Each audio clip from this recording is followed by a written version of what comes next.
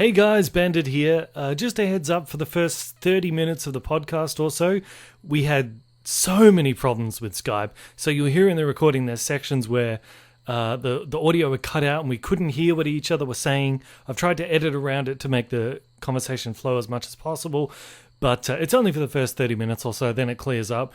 But if you're listening and you can't hear certain bits, just know it's got nothing to do with the device you're listening on. It's in the recording itself. And like I said, it does clear up after the first 30 minutes or so. Okay, enjoy the show. We are tonight's entertainment. You will never find the more wretched hive of scum and villainy. Excellent! Hello, everyone, and welcome to another episode of the Movie Mania podcast, where we talk films past, present, and future. I'm Sherman Troy White of Podcast Media, and joining me is the man, the myth, the legend, we never said and will never have to, BanditIncorporated. What? Hello! Yes! I finally get to say my weirdo catchphrase again. It feels so long since I've been able to say that. Right? Oh man, it's so refreshing. So many crossovers. So many Yes. strange episodes where we're talking about multiple movies in one. It feels like a long time since we've been able to just do a normal episode. That's what I'm saying. Bandit, how the heck are you? I'm good. How are you? I'm doing all right. I'm doing awesome. That was Friend alert. that was an alarm. All right. Don't know why I have an alarm set at 8 o'clock. That being said, I'm doing great. A little tired, but I had school today. But you know what? I will push through this. I'm excited to get recording today. Should we mention our crossover before we go into it?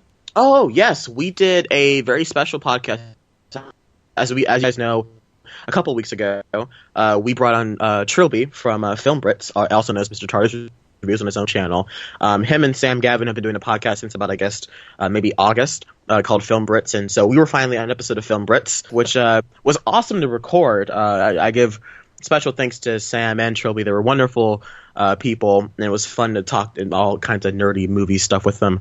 It was fun listening back to it before I sent Trilby the audio of like him trying to keep order between 4 different people all talking over Skype. My favorite part was when Sam kind of like backstage and like you'll occasionally hear a comment jump out of him like, I think, and I'm over here just like, it doesn't matter what you think. I mean, you were just like having this yelly, explosive argument about, I think, still Terminator versus Star Wars for some reason, even though we know which one's better. But that'll be up pretty soon. We'll post the link onto our page and our Twitters and whatnot. So you guys can go find that and go out there and support Film Brits. They're a great show, and they're going through some changes right now that I'm really excited to see where they're going to go in the future. Absolutely. Yes. So hopefully that episode will be up. If not now, it will be up within the next day or so. Yeah. So, on Film Brits, of course. Well, yeah. Go listen to Film course. Brits. That's what we're trying to say. Okay. Yes. Okay. Now, Bandit. Yes. As you know, your audience is some of the nicest people I've ever met. Indeed, really, they are just some of the greatest people I could ever know to be. That is why I've decided to come up with a new segment of the show. Ooh. I'm going to call Trador. Trey Hater Trador. TR8R. We're going to call this segment TR8R, in which I occasionally, it won't be every week, but I will occasionally hate comments that I've gotten from your videos. And we will kick off TR8R with... Actually, just before we jump in, we'll have to think of a weird intro song for this, but... Are you sure you want to do this? Because if we do this, people are going to start giving, like, manufacturing hate just to get on the segment. Are you fine with that? I'll tell friends. I'll find the difference. And it won't be every week. And they're probably going to get funnier as they go along, too. Of course. Yeah, it'll be every now and then. I've collected a lot of these. Okay, so... Well, actually, I was going to say, before you start, you might be interested to know that when Mr. Sunday Movies was on last week... I actually asked him because I thought, maybe it's just because people sort of know me more, so it's because you're the new guy. So I said to Mr. Sunday, I was like, hey, when you started your podcast, like since nobody knew Nick, was there a similar thing that everyone just kind of started to hate on Nick, but now they've all like warmed to him? And you'd be surprised to know that no, everybody loved him from the start, so it's just you, Trey. Oh, It's difference only being you. difference being is that James never did podcast with other people before he started the Weekly Planet. In which case, and Weekly Planet was only like a year and a half after he started doing YouTube. You've been doing this for like 3-4 years now. Anyways, glad to know where I stand in your Trey heart. Tours, it'd be good to Trey point Tours. out that no, it's just you, Trey. Trey Tours. Oh, this is amazing. Okay.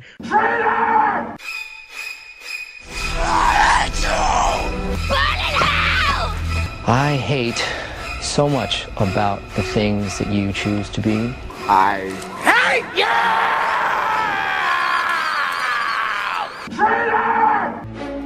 Well, for starters, first comment here. I can't say the name because we can't be very vulgar in here. But Crap Monkey says clumsy Mitch's movies J-War F. Just get anyone other than this guy.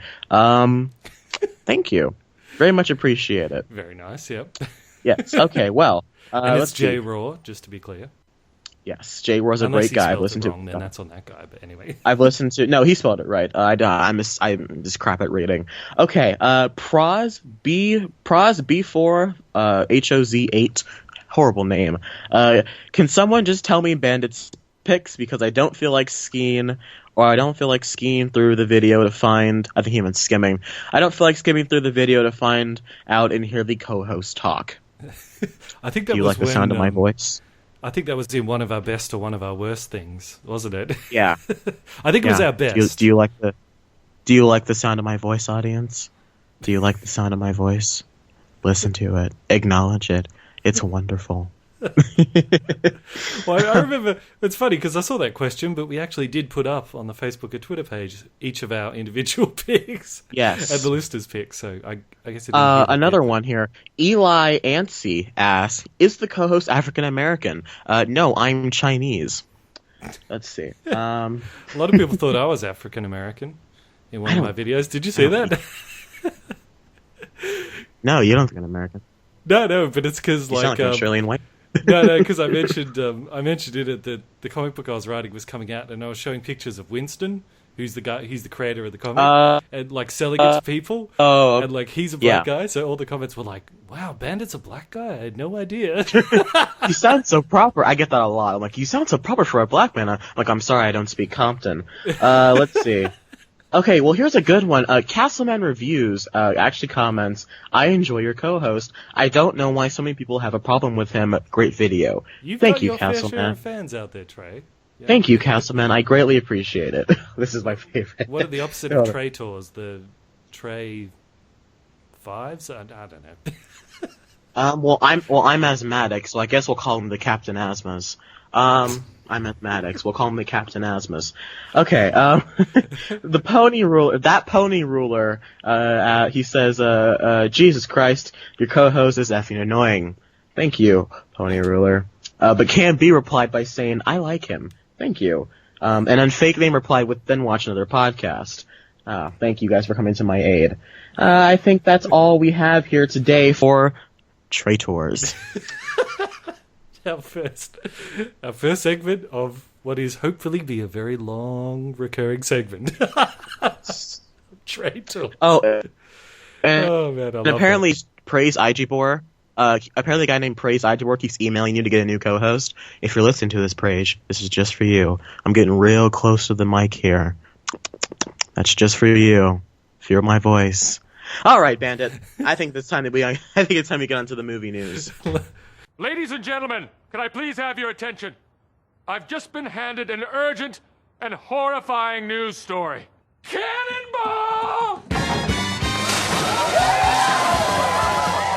Yes. Batman, DC has released some new TV spots for Batman v Superman: Dawn of Justice. Have you seen any of the spots they released in the last day or so? Yeah, I've seen a couple of them. There's a couple I haven't seen, and I've deliberately not wanted to see them because I've kind of reached that point where I'm like, I don't want to know any more going into it. Have you watched all of them, or? Okay. Yeah. I want to know everything about this movie going in. I figured I already know the whole plot. Some guy named Humberto Gonzalez who leaks superhero spoilers. Well, not necessarily spoilers, but scoops. He accidentally let something slip on a podcast, so I know how Doomsday gets taken out. I won't give that away here, of course, for all the lovely listeners at home. But I pretty much know everything going in. I want to know as much as I can. It's the complete opposite of Star Wars, unlike Suicide Squad. But we'll get to that in a minute. Without giving anything away, one of the spots was kind of a 30-second version of the conversation we hear between Alfred when Alfred and Bruce, and Alfred's like, you're going to go to war, and Bruce is like, he's the war to us, and he's like, it doesn't matter if there's only a 1% chance he's a bad guy. We have to save this city. We have to save the world.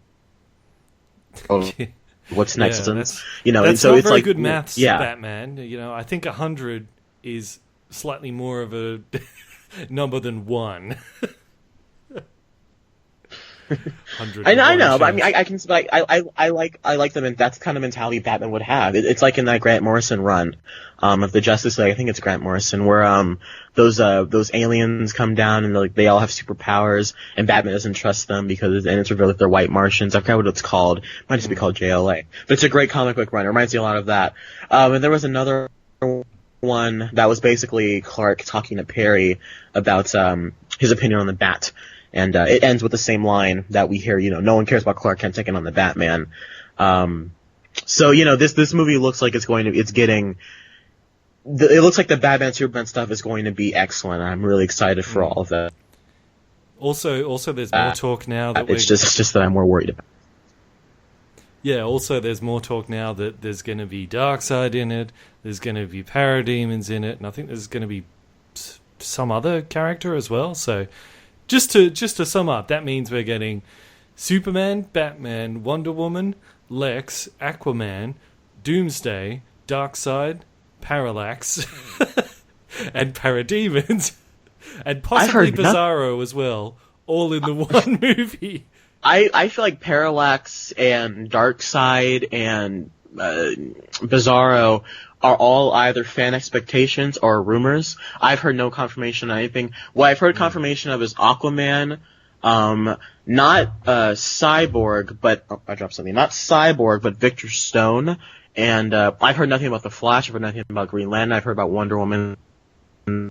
No, I feel like I really feel like from what I've been hearing that there's going to be like kind of like a fourth act, if that makes any sense, kind of like an epilogue after the final. Sorry, I thought I heard something yelling for me. After the kind of the final confrontation with Doomsday. But it right now it is all just a rumor. It all is conjecture. As of right now, what we do know. What we do know is that it has Batman, Superman, Wonder Woman, Aquaman, briefly, Doomsday, and a bit of Cyborg. That's what we know for sure as of right now. And of course Lex, but Lex is the villain, so that's not really like too many characters. Lex is a villain. And if you want to be like, well, we have reporter, like, the whole too many characters argument really starts to bug me sometimes, because I'm like, look, every movie has 40 bajillion in it, just because, I don't know, rant over. Okay, Bandit, did you have any further thoughts on Batman Superman in general? No, I'm just looking forward to seeing it, and I'm glad that Batman doesn't look like, the total genius, and some of the clip shows maybe Superman's getting one up on him, and I'm glad to finally see that. Well, I think they're going to take your method of things, and where there's going to be more than one fight from the sound of it. Yeah. But I'm excited to see where they take this. I'm really excited to see Batman on the big screen again, because it's been a few years, and it's like, the hype is starting to build for me. I'm starting to get to that sweet spot where I'm just getting really pumped, just like I was from Man of Steel. Here's to hoping that even if I love the movie as well. Yeah. Okay. Well, we got something else. On this last week in terms of DC. We got a brand new trailer for the Suicide Squad. Yeah. What'd you think, Bandit? Really love Captain Boomerang. Yeah, right. He's great. Can you imagine if Jai Courtney ends up being one of people's favorite characters in this movie? Like, people thought Ben Affleck's comeback was impressive. Like, could you imagine Jai Courtney? But I think that might actually happen, because I think you and I have mentioned before that watching Jai Courtney in interviews when he's just being himself, talking with his normal voice, he's pretty funny and charming and likable, but that for some reason doesn't translate when he starts acting. So if Captain Boomerang, he's just being himself, then he should actually be pretty cool. Yes. This just don't. He doesn't need to be the action star. Is what my thing is. Like, people have been trying to make him the leading white male generic chisel jaw Jake Chisel action star. I'm like, we don't need him to be Jake Chisel. We need him to be funny, kooky Jai Courtney. Like, that's what we need him to be. And, I don't care if he was great in Spartacus. I never saw Spartacus, and what I've seen him in so far, he's been crapping. He was crap in Divergent. He was crap in Die Hard. He was crap.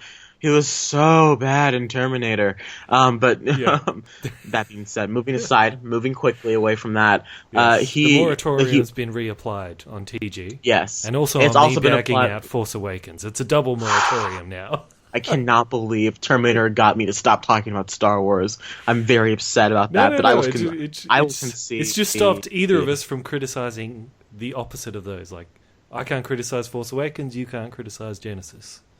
That's the deal. Even though one was amazing and one was, Yeah, one was amazing and the other was, Yeah. Oh my God, agree. Don't you dare. Don't you dare. Don't you what? dare. I'm agreeing with you. You honestly think Star Wars The Force Awakens is worse than Terminator Genesis? Well, isn't that what you meant? You didn't name the movies, you just... Now, let's move on. That's not what I'm asking. I'm just joking. Mr. Politician. Mr.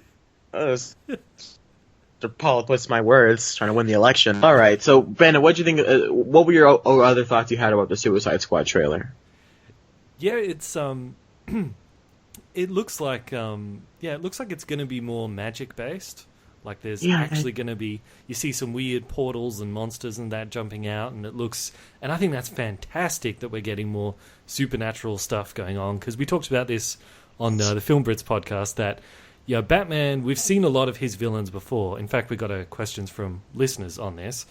But we've seen a lot of Batman's villains before in like the different movies. The villains of his that we haven't seen yet are the one with supernatural powers. And there's one in particular that I want to see, which I'm going to save until listener questions so I can answer that question from one of our listeners. But I was going to say it. All right, we'll save it. Okay. But I'm glad we're seeing magic again. Okay.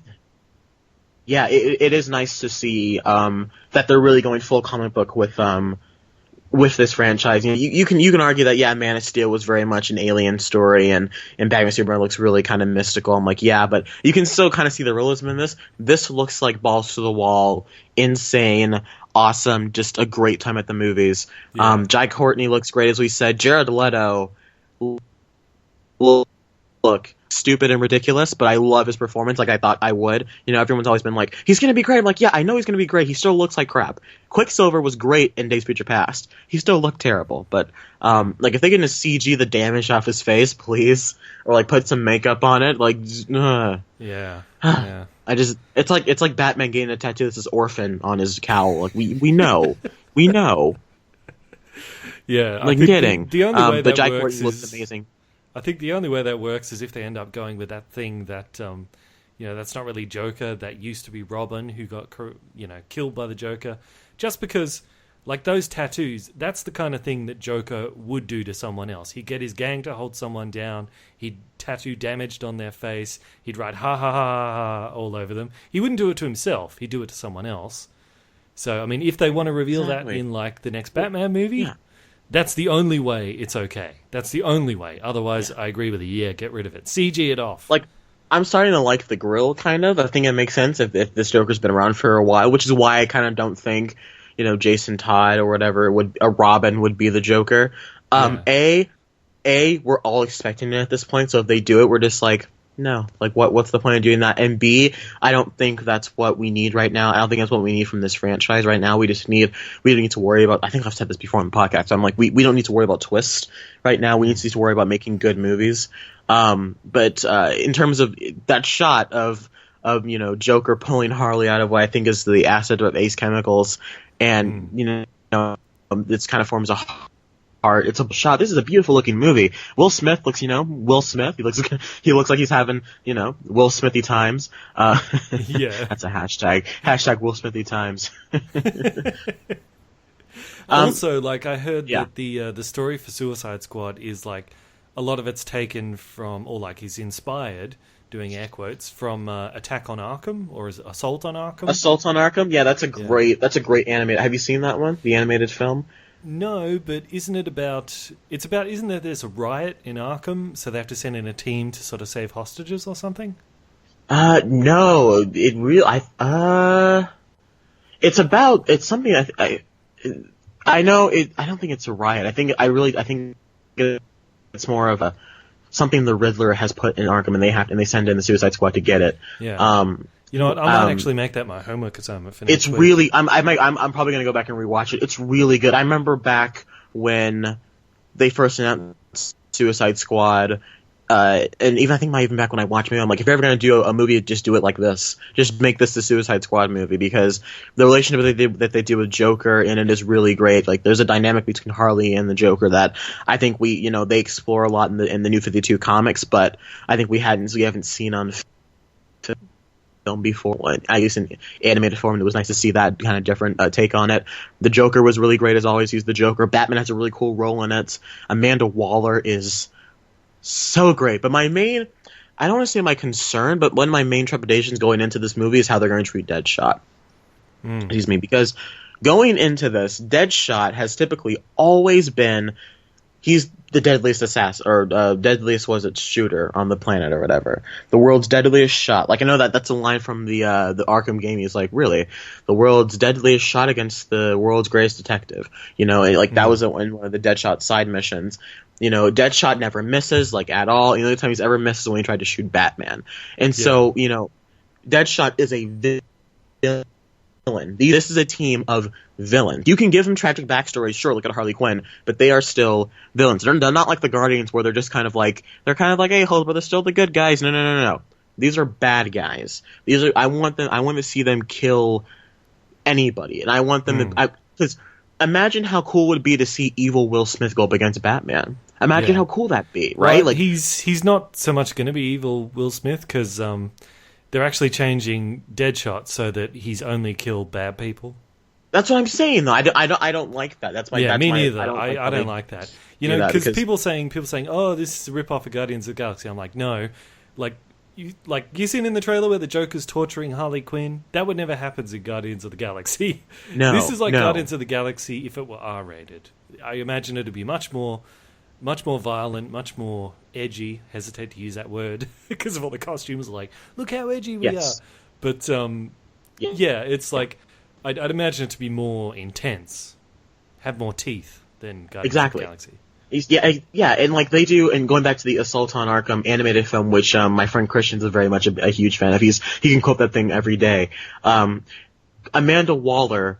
Going back to the comics and in the animated film, she is, that's why I was so excited when the rumor was going to be cast. I'm like, Oprah would be perfect as Amanda Waller, because, Oprah's typically this, this loving, caring, grandmother-like woman, but instead you make her this cold, calculating, large, imposing, just villain, just scum of the government. And Amanda Waller this movie needs to be all about the bad guys. I don't want it to be like Fast and Furious or Guardians or Maleficent, where it's like, well, but no. Yeah, don't try to make them set up these villains from the Sorry, I thought it was Skype. Don't try to make them bad guys with a streak of good. We want irredeemably bad. And the only reason they're doing this is there's bombs in their heads. That's it. That's what we want. Yes. And if you keep them bad, you can have bombs in the head yet. I'm getting a bit worried that they've removed that. That's bad news. It might not be. It might be like cyanide or something. Like it'll be some kind of like maybe I don't know. But I think I just hope they haven't done something of like maybe the way Amanda Waller is. She's manipulated them differently. Like, I've got Deadshot to cooperate because he's got some daughter that he cares about, and I say I'll look after her if he does. But no, just put a bomb in his head. I don't want them to do that. Yes. Come up with some tragic backstory of how she's manipulating each one. No, bombs. That's all I want. Bomb in the head. And then that way they can come back for maybe a future Batman movie. Like, you could have maybe a Batman film where, he's maybe trying to take down Red Hood or whatever, and meanwhile he has to worry about Deadshot, trying to, assassinate Jim Gordon or something. I don't know. You can just throw them back in there. You can throw in Harley Quinn with the Joker, like maybe have, without giving too much away, have this movie end with the Joker bringing Harley Quinn back to his side, and you now have the dynamic of Harley and Joker for the rest of this universe, and you can kind of have that tragedy going on that those two really do have, and like you can do a lot with this movie that I'm nervous. It's still gonna be a great movie for sure. David Ayer is a great director. You've been at like Fury, but have you seen End of Watch, the Jake Gyllenhaal, Michael Pena cop movie? That's a great movie. No, I haven't. Wait, Michael Pena's playing a serious cop? Yeah. Well, wow. it's him and Jake Gyllenhaal, and yeah, and it's really good, and he's really good in it. Speaking of Jake Gyllenhaal, you might be interested. He actually tried out to be Batman in Batman Begins, which we're going to talk about in a minute. Yeah. Just since you mentioned him, Jake Gyllenhaal, yeah. Sorry, go on. Yeah, well, he was also rumored to audition for Rick Flag, but he ended up just leaving them, turning it down. Speaking of Rick Flag, Joel Kinnaman looks serviceable, of course, as Rick Flag. He was the new RoboCop, briefly, in that remake that no one remembers anymore, but I still thought was pretty solid. This movie looks like it's going to be really great. DC is looking to be shaping themselves up in a really nice position here. I'm really stoked. That being said, also last week in their whole slew of footage, they released some stuff from Wonder Woman. I'm not sure if you've seen any of this, Bandit. The Wonder Woman stuff they kind of showed us. Have you seen it? Yeah, I've seen it. Yep. Okay. Now, what did you think about it? Well, the stuff I saw was kind of like a promo package sort of thing. That's the same thing you saw, I'm guessing.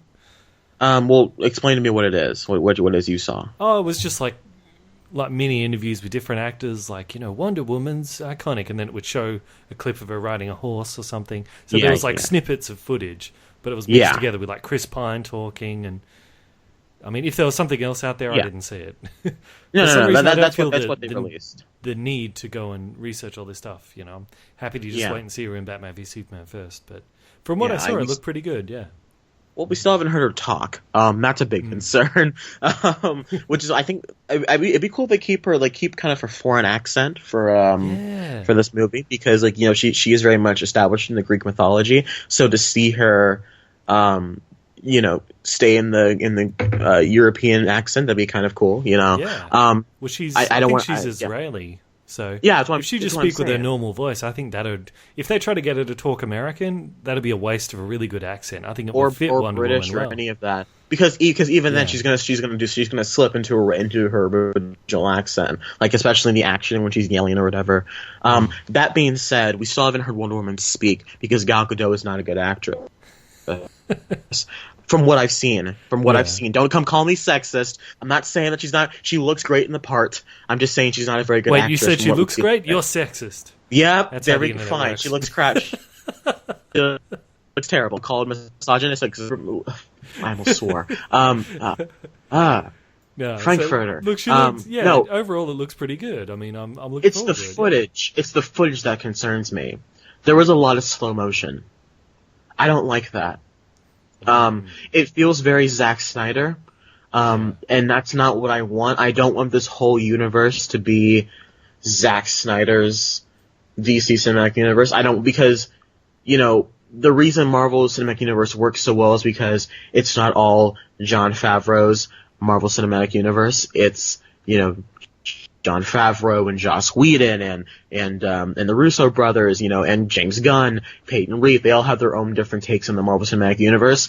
Yeah. And I don't want Wonder Woman to be, you can have your fight scenes and whatnot, have it look great, but I want it to be, because I don't know a lot about World War I, but I don't like kind of the slow motion bullet times, Zack Snyder typical stuff. It was very off-putting to me. I don't know. Yeah. It rubbed me the wrong way. I mean, I see what you're saying. I agree. I don't want every film to look like it's been directed by Zack Snyder, even if it hasn't. I'm fine with them picking it. Having Ben Affleck direct the Batman movies, have maybe someone else direct the Superman movies after this, and just use Zack Snyder George Miller. Now and then. George Miller.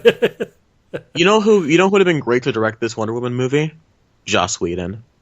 Yes, he's been wanted to do it for so long. Yeah, man, give him the Wonder Woman sequel or something. Like, give him Captain Marvel. Oh my God, he can do some great stuff with these female properties. Yeah, like whose decision was this to turn movie down has Joss Whedon to make Wonder Woman? What a bonehead that guy was. I don't know. Probably Abbey Arad, because he always makes the stupid decisions with the superheroes. We can't use Black Spider-Man because it doesn't make money. Yeah. Mm-hmm. All right. So, but Wonder Woman, this movie has to work, right? Because if it fails, then that's the end of the superhero movie genre. I don't think so. Until Captain Maybe kind of succeeds. I don't think it's that pivotal. I think, like, if this Wonder Woman sucks, it's like, because we've had like nothing in media of Wonder Woman before. If this Wonder Woman sucks, it's not really that big of a deal. You know, they can always just wheel her out for the Justice League. I think because we haven't seen anything for Wonder Woman is because it's so pivotal. Because Wonder Woman, and you know, you can argue anyone, but I look at it as Wonder Woman is the pivotal female superhero. When people think of a superheroine, they think of Wonder Woman. They think of, you know, she is the lead. She's one of the head leaders of the Justice League. She is, you know, a feministic icon. You know, and we've never seen her portrayed on screen, and to think that her first portrayal on screen is done poorly. You know, they get a person to portray her who can't act, doesn't look great in the part. You know, the film's just all off. Nothing about it works. I feel like that's a really big blow to not only DC but also the female superhero, because if this movie fails and doesn't make a lot of money, gets poor reception, the studios are going to listen to what people say in terms of their wallets. And so this movie, I don't want to say it's not going to bomb, but if it does, like, I don't know, $350 million worldwide, the studio's going to look at it and say, "Oh no, because we had The Flash over here and that made $1 billion. Well, time to pull that out, and here's another Batman movie." You know, like, that's the end of what their plans are. Then, you know, Marvel still has Captain Marvel, of course, and that Black Widow movie that they should have done a while ago. But you know, I'm just saying it is. I think it is kind of pivotal in what they're doing. Yeah. Sorry, I've been talking too much. No, it's all right. It's fine. Okay, so moving on. Moving over from Warner Brothers to Disney. Disney pulled a power move today when they said, you know what? Even though May 25th, 2017 is the 40th anniversary Star Wars: A New Hope, we are going to push back September 15th, 2017, 1 week before the release of Avatar 2. Your thoughts? I'm going to need to ask you. No. Well, yeah. I need to ask you, what was the movie that's pushed back Avatar 2? Because the Skype cut it out. It was Star Wars Episode 8. Oh, okay. All right, hang on, I'll put it. Yeah, well, hey, not surprising. I mean, come on, everyone wants Episode 8. Nobody even cares about Avatar 2. At least until the trailer comes out, then people might care. Exactly. But well, why unless has it taken unless so James long Cameron to even make Avatar 2? Come on. It took him 10 years to make the first one. I mean, I'm honestly not surprised. Like Titanic finished, and then rumors were around like his next film is called this thing called Avatar. And I remember watching the documentary of how they made Avatar because I was very interested by the technology. And he said that he wanted to make it around the time of like King Kong, but the technology just wasn't there. It wasn't until he saw Gollum and I think it was like Two Towers when he said, you know what, we're kind of getting there maybe. And then like it took him years and years to keep the thing going. He's like, in the same way Mad Max took 25 years to do. You know, Avatar was like, you know, he was just banking all these ideas, and he's like, you know what? And then I'm pretty sure like 2 months before the movie came out, they said, but sir, we don't have a story. He's like, honey, what's that you're watching on TV? Dancing with Wolves. All right, we'll just put that in there. It comes out in December. Let's hurry. But I mean, but you know, Avatar 2, I'm sure it's going to be some kind of major spectacle. I'm excited to see what it's going to look like because, if anything, the CG in Avatar is great. It doesn't look as revolutionary as it did back in 2009 because so many movies have taken what Avatar has done, the whole motion capture thing, and really just gone with, like, Dawn of the Planet of the Apes looks breathtaking. You know, Age of Ultron looks amazing in certain parts. You know, Star Wars, the CG in Star Wars was wonderful, and I think that's all pretty much, I don't want to say all because of James Cameron, but I think he really pioneered a lot of technology. Yeah. I'm excited to see, what do you think the next big thing he's going to unleash is? You know, what do you think that's going to be? I actually think he's going to hit the wall pretty hard because I think people are wise to his simplistic kind of storytelling now, and it won't fly next time he tries to do it. And also a big reason as to why Avatar was so popular was it was 3D, and it hit in that very brief peak where 3D was actually cool and people were interested in it.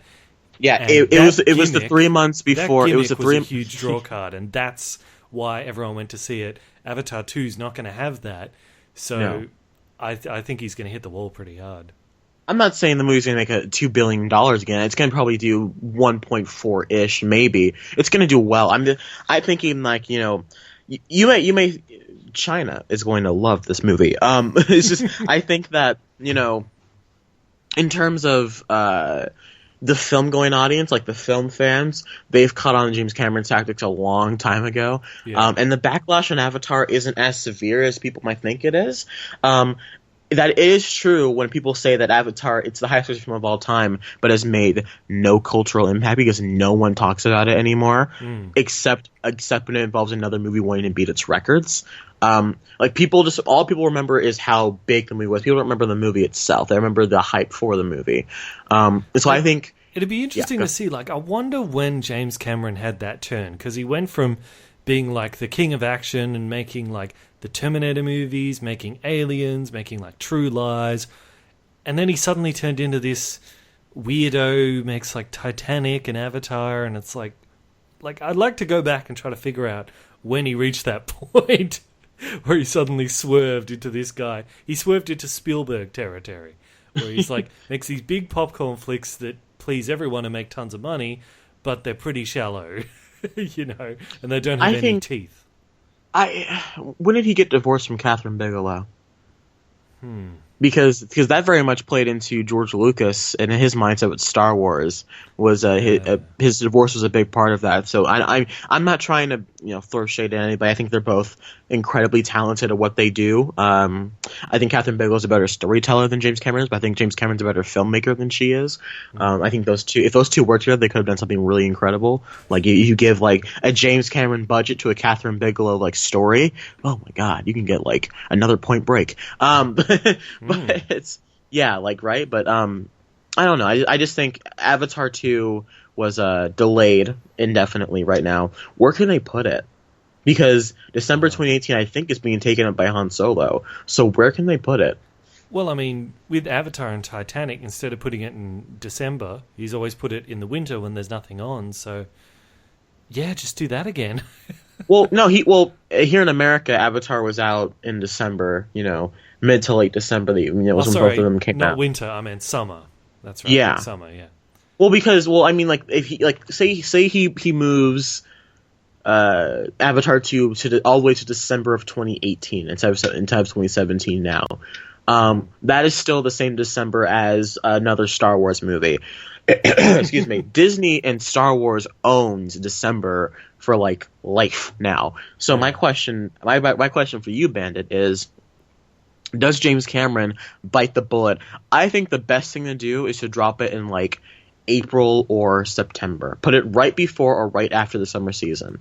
Because because Marvel's dropping all their stuff in November and May, so so Avatar has give Avatar that sweet month where nothing big comes out in like October or April unless you're like Fast and Furious or start off the summer season with it rather than ending, because if you end with it, everyone's like, well, it's not as good as all these other movies that I just saw. Exactly, so or people I'm tired of blockbusters. Like people get that kind of mentality. And also use the Marvel formula where they release it internationally first and they release it in America last, because international audiences are usually more forgiving, give better reviews. So by the time it gets to America, there's already more of a positive buzz. Yeah, that's true. I think I think you're right. Like release beginning of summer, international for like say 2 weeks before it goes to America. Yeah. Mm-hmm. There you go. Boom. We're smarter than Hollywood. You go. Yeah. But what do you think about Force? What do you think about Episode 8? I'm the king of the world, not for long. It's like you see BB-8 not. I do. You see BB-8 not so fast. We'll get there eventually, Cameron. Here's my question: what do you think about Episode 8 moving in itself? Like, why do you think they moved it? Look, apart from the fact that it sucks that we have to wait a bit longer, I think this is all good. Yes. Oh, good. absolutely. I don't have any problems. I just want to know why they did it. There are rumors going around that they. Oh, I'm sorry. I interrupted you. Go ahead. No, I just said rewrites is the reason I heard. Oh. Yeah, well, I mean, yeah, but I like in terms of what is their rewriting, I heard that they want to expand the roles of our three leads, Poe, Finn, and Rey. They want to write, they want to take out some of Kylo Ren stuff. They want to add more Phasma. I'm happy with. Sorry, go ahead. I'll wait till you finish. I was just like, I'm happy with all of that except for the minimizing of Kylo Ren, because if your main problem with Force Awakens, and from what I've heard, besides the whole rehash BS, the whole people complain that your villain wasn't powerful enough and your hero was too powerful, it wouldn't make a lot of sense to me to make to spend more time developing your hero and not develop your villain, which is supposedly going to be the villain of the whole trilogy. What were you going to say?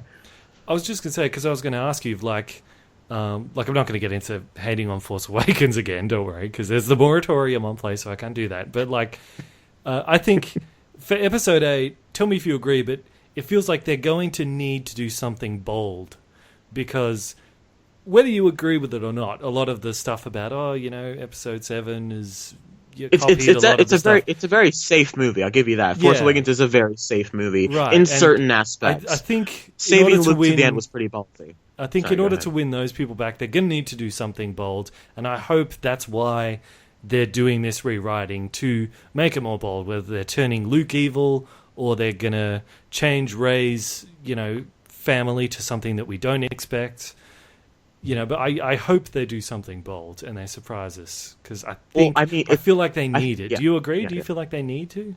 I think they definitely. As long as we don't see another super weapon, I think I'll be completely fine, because that's my biggest problem with The Force Awakens is that there was another super weapon. That was my biggest problem with the whole movie. Besides the Ranthars, but even if it's even if there's not another super weapon, but it's like, Rey, your family I was getting to that. Well, I was getting to that. Yeah, we know. I was getting to that.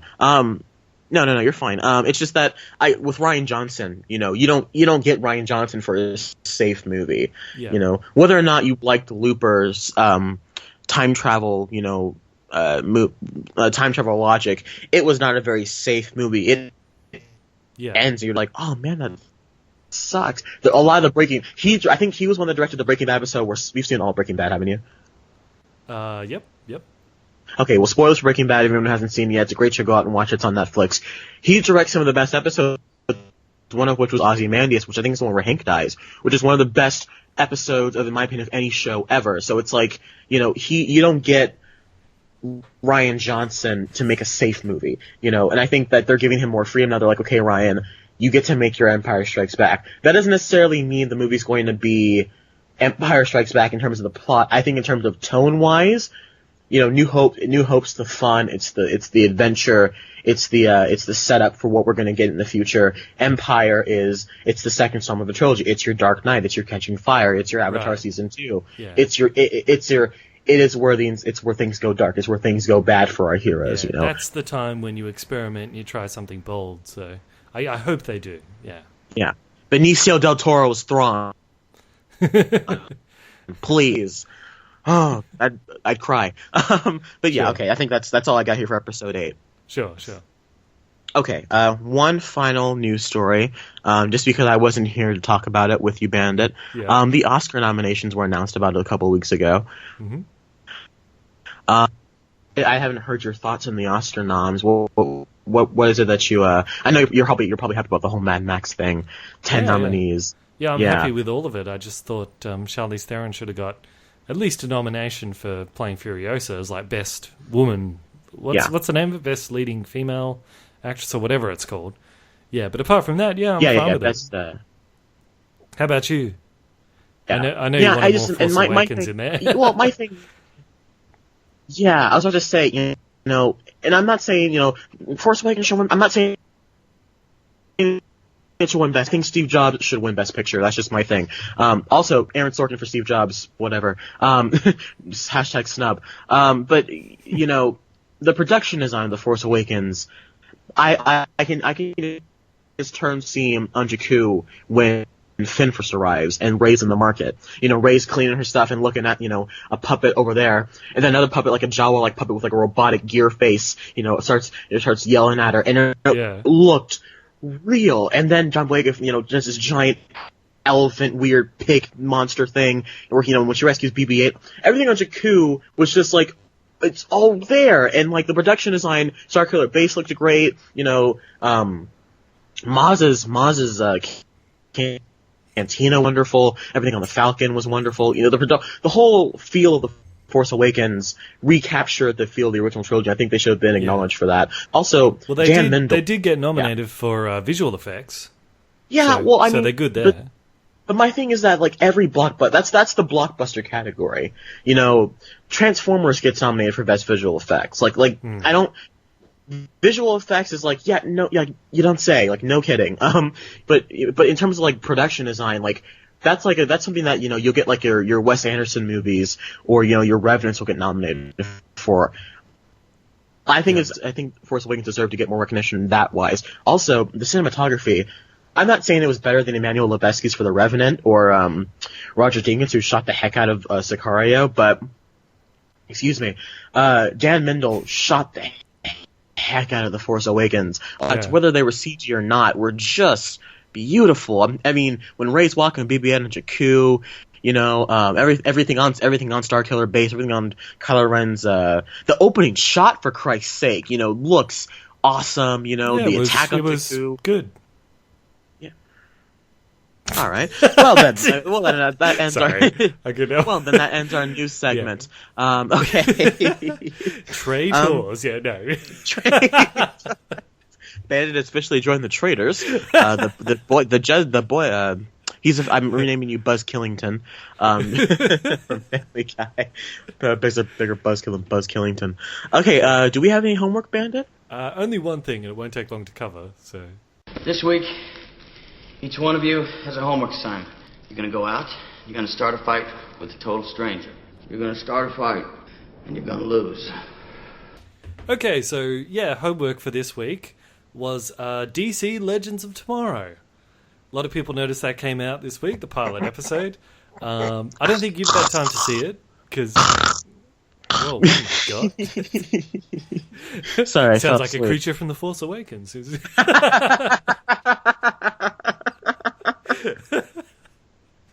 I can't see what it looks like, but I'm sure the visual effects are great.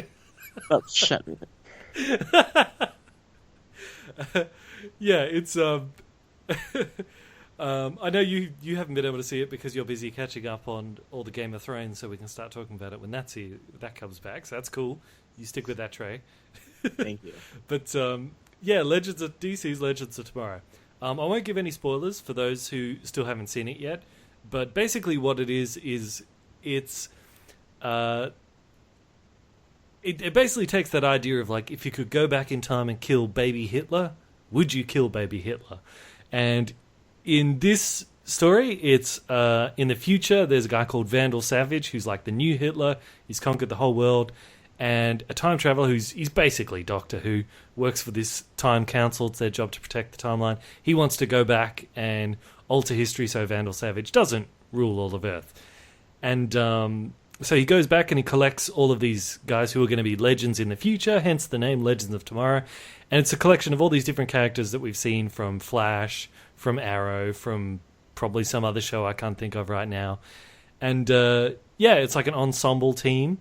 There's Hawkman and Hawkgirl. It was really good to see them. I've been waiting a long time to see Hawkman and Hawkgirl on the big screen. There's Adam, played by Brendan Ruth. Brandon Ruth. That's how you say it. Brendan Fraser. Former Superman. Where's he been? Where's he been, man? Bro, you give him something. There's Firestorm from The Flash. The professor and the athlete guy, the two of them who merge and create Firestorm. There's Captain Cold and his sidekick with the heat gun. There's all these different people, and it's I actually really enjoyed it because this sort of tickled my nerd bone in all the different areas, because it's got comic books, which I love. It's got time travel, which I love. It's got it's got as a history nerd, it's got history stuff. So Like, out of all the different shows that have come out, like, we talked about Supergirl when it came out. I watched the first episode, didn't bother watching the rest. This is something I think I actually will stick with, and because it's got some of my favorite things all combined. And there's one point where, they get the team together, but in the team he assembles, Flash isn't with them, and Arrow isn't with him. Arrow's in the show. He's there at the beginning. He talks to Adam. But Flash and Arrow aren't actually in the team. And you have this bit where you're like, wouldn't he want them in the team? I mean, they're pretty important, especially Flash, with all the stuff he can do. And you think, oh, well, I guess it's just because they got their separate shows and this show's for everyone else. But they do actually have a reason for it in the show, which I won't spoil, which comes out a bit later in the episode, which I thought, oh, that's really good. So it's not just... See, most other TV shows, they just wouldn't acknowledge it. They just go, because... But they actually is had it a good reason. Without giving anything away? Is it kind of like an Ant-Man thing where they're just like, no, don't worry about it? Where they're just like, why don't we just call the Avengers? Like, I don't like them. Don't worry about it. Or is there like a legit like? No, there's a legit reason as to why. Oh, and it really sort of adds to the story and the motivation of all the characters. And so, yeah, I'd recommend it. It's a light sort of show, so you can watch it while you're doing other stuff if you want, and you'll still while you're having your nerd bone tickled, of course. Yeah. Well, you still watch your Legends of Tomorrow, getting your nerd bone tickled. Oh, yes. God, I shouldn't have said that. I have said nothing wrong. Anything that you guys find interpreted is by your own dirty minds, you sickos. I can read I can figure that. I can hear the comments now. Yeah, if this was Film Brits, that'd be the title of the podcast. Yeah, nerd bone. Yeah, tickle your nerd bone. That's it. We should put that on a T-shirt. Yeah, a T-shirt. Oh my God! Nobody T-shirt. A T-shirt that nobody would buy. Nobody would want on the front. On the tickle front, your nerd bone, and then there's just an arrow pointing down. And on the back, #beef shit. So yeah, DC's Legends of Tomorrow, very sort of light viewing experience, good fun. There's some good jokes in it as well, and I'm hoping it'll turn out to be kind of like a Bill and Ted's Excellent Adventure meets Discount Justice League, So I'm hoping they're sort of chasing Vandal Savage through different time periods. So yeah, it'll be interesting to see what happens. So thumb up for that one. And now our feature presentation.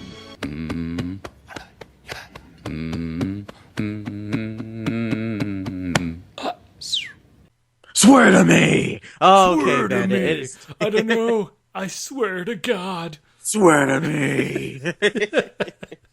I'm counting on it. Yes, ladies and gentlemen, we're kicking off Nolan's Batman trilogy with Batman Begins. I'm so glad we can talk about a movie again that both of us actually like. Yeah, because we've been arguing a lot over the last few weeks about movies. It really is. And speaking of which, spoiler alert, we love the movie. And of course, as always, full spoilers. The movie's been out for 11 years almost, so yeah. But it really is, in my opinion, it's one of the best superhero films we have today. Maybe the best origin film, up there with the first Iron Man, of course. Batman Begins is I agree. I think it is the best origin story, certainly for Batman, that we've ever gotten. Oh, yeah, absolutely. Yeah. Well, 1960s Batman's really cool, but... Hey, as long as he dances the Bat Touche, that's all I need. Some days I just can't get rid of a bomb. Walk around this giant bomb like there's Girl Scouts and babies on the top. No, but Bandit, what were your thoughts on that? Yeah, go ahead. Well, I thought I actually went through and I picked up a bit of trivia about some of the stuff from Batman Begins 2009, which I might sort of sprinkle in every now and then as we go along in our conversation, talk about it. But when I sat down and rewatched this, it's been so long since I've seen it, and I thought I had forgotten how good Batman Begins is. Yeah. It's so good.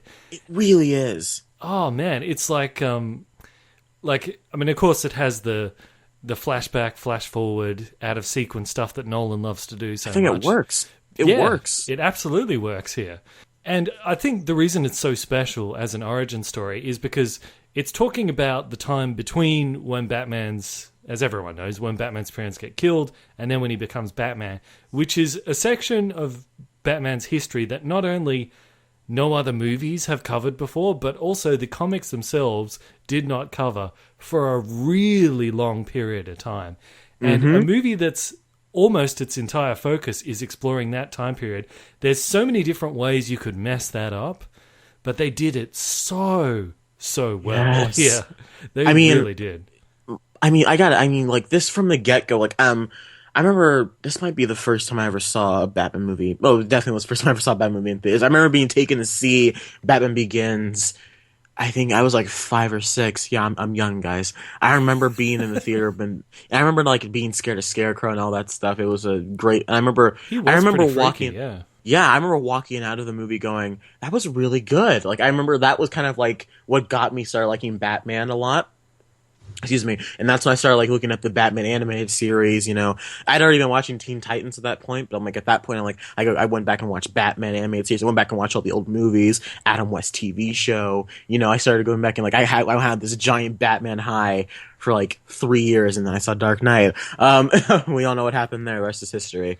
But, but Batman Begins really was kind of my, in the same way that Spider-Man was my kind of introduction to nerddom in general, Batman was my introduction to, well, I guess, you know, Batman. Batman Begins is my introduction to the Batman. And not only is it good, like, in terms of being a Batman movie, but, like, a lot of people look at The Dark Knight and say how it inspired so many other movies trying to copy it before, which it definitely did. But Batman Begins also made an impact in cinema because, get a load of this. Yeah. Here's fact number 1. This film inspired James Bond producers Michael G. Wilson and Barbara Broccoli. That's a weird name. Barbara Broccoli. To reboot the James Bond, the family of James Bond, yeah. to reboot the James Bond franchise and reinvent the character of British secret agent James Bond to make Casino Royale.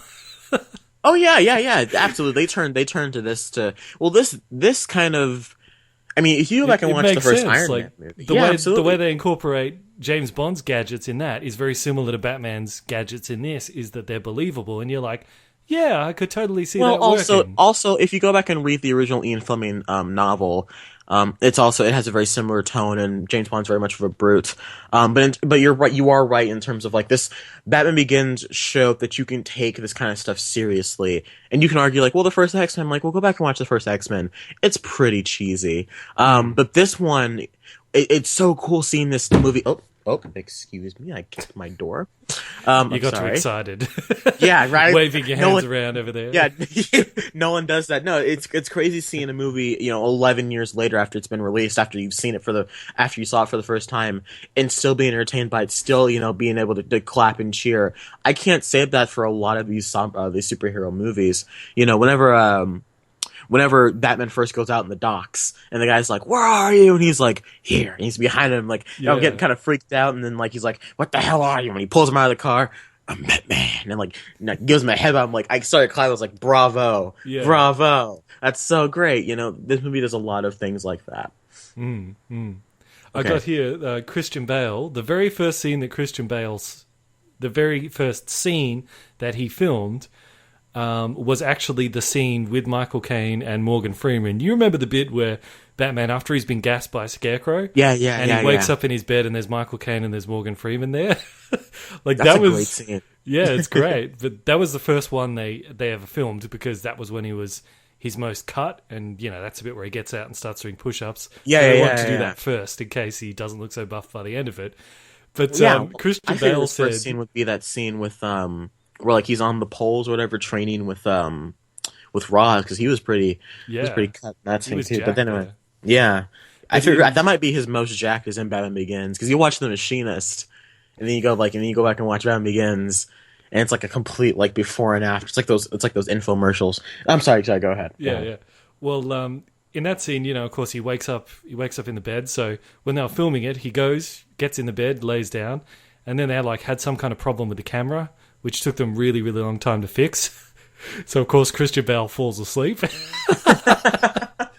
And he said he woke up to have Michael Caine standing over him, poking him in the ribs, saying, "Look at that, he's bloody fallen asleep." Well, Michael Caine is like, have you heard what he said about the Christian Bale Terminator Salvation rant?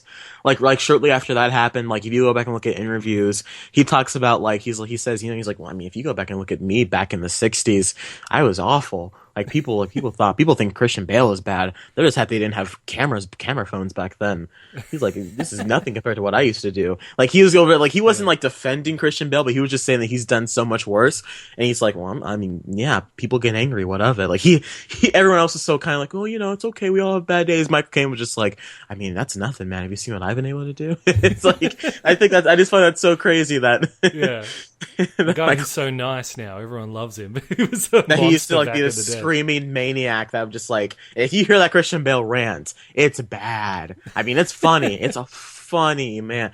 So many parodies at this point, but it's, speaking of like the Hitler parody. Yeah, keep further thoughts. Batman Begins. Yeah, I think I noticed watching it back a couple of times, like there's a few things that they did in this which I really liked, which they didn't seem to repeat again.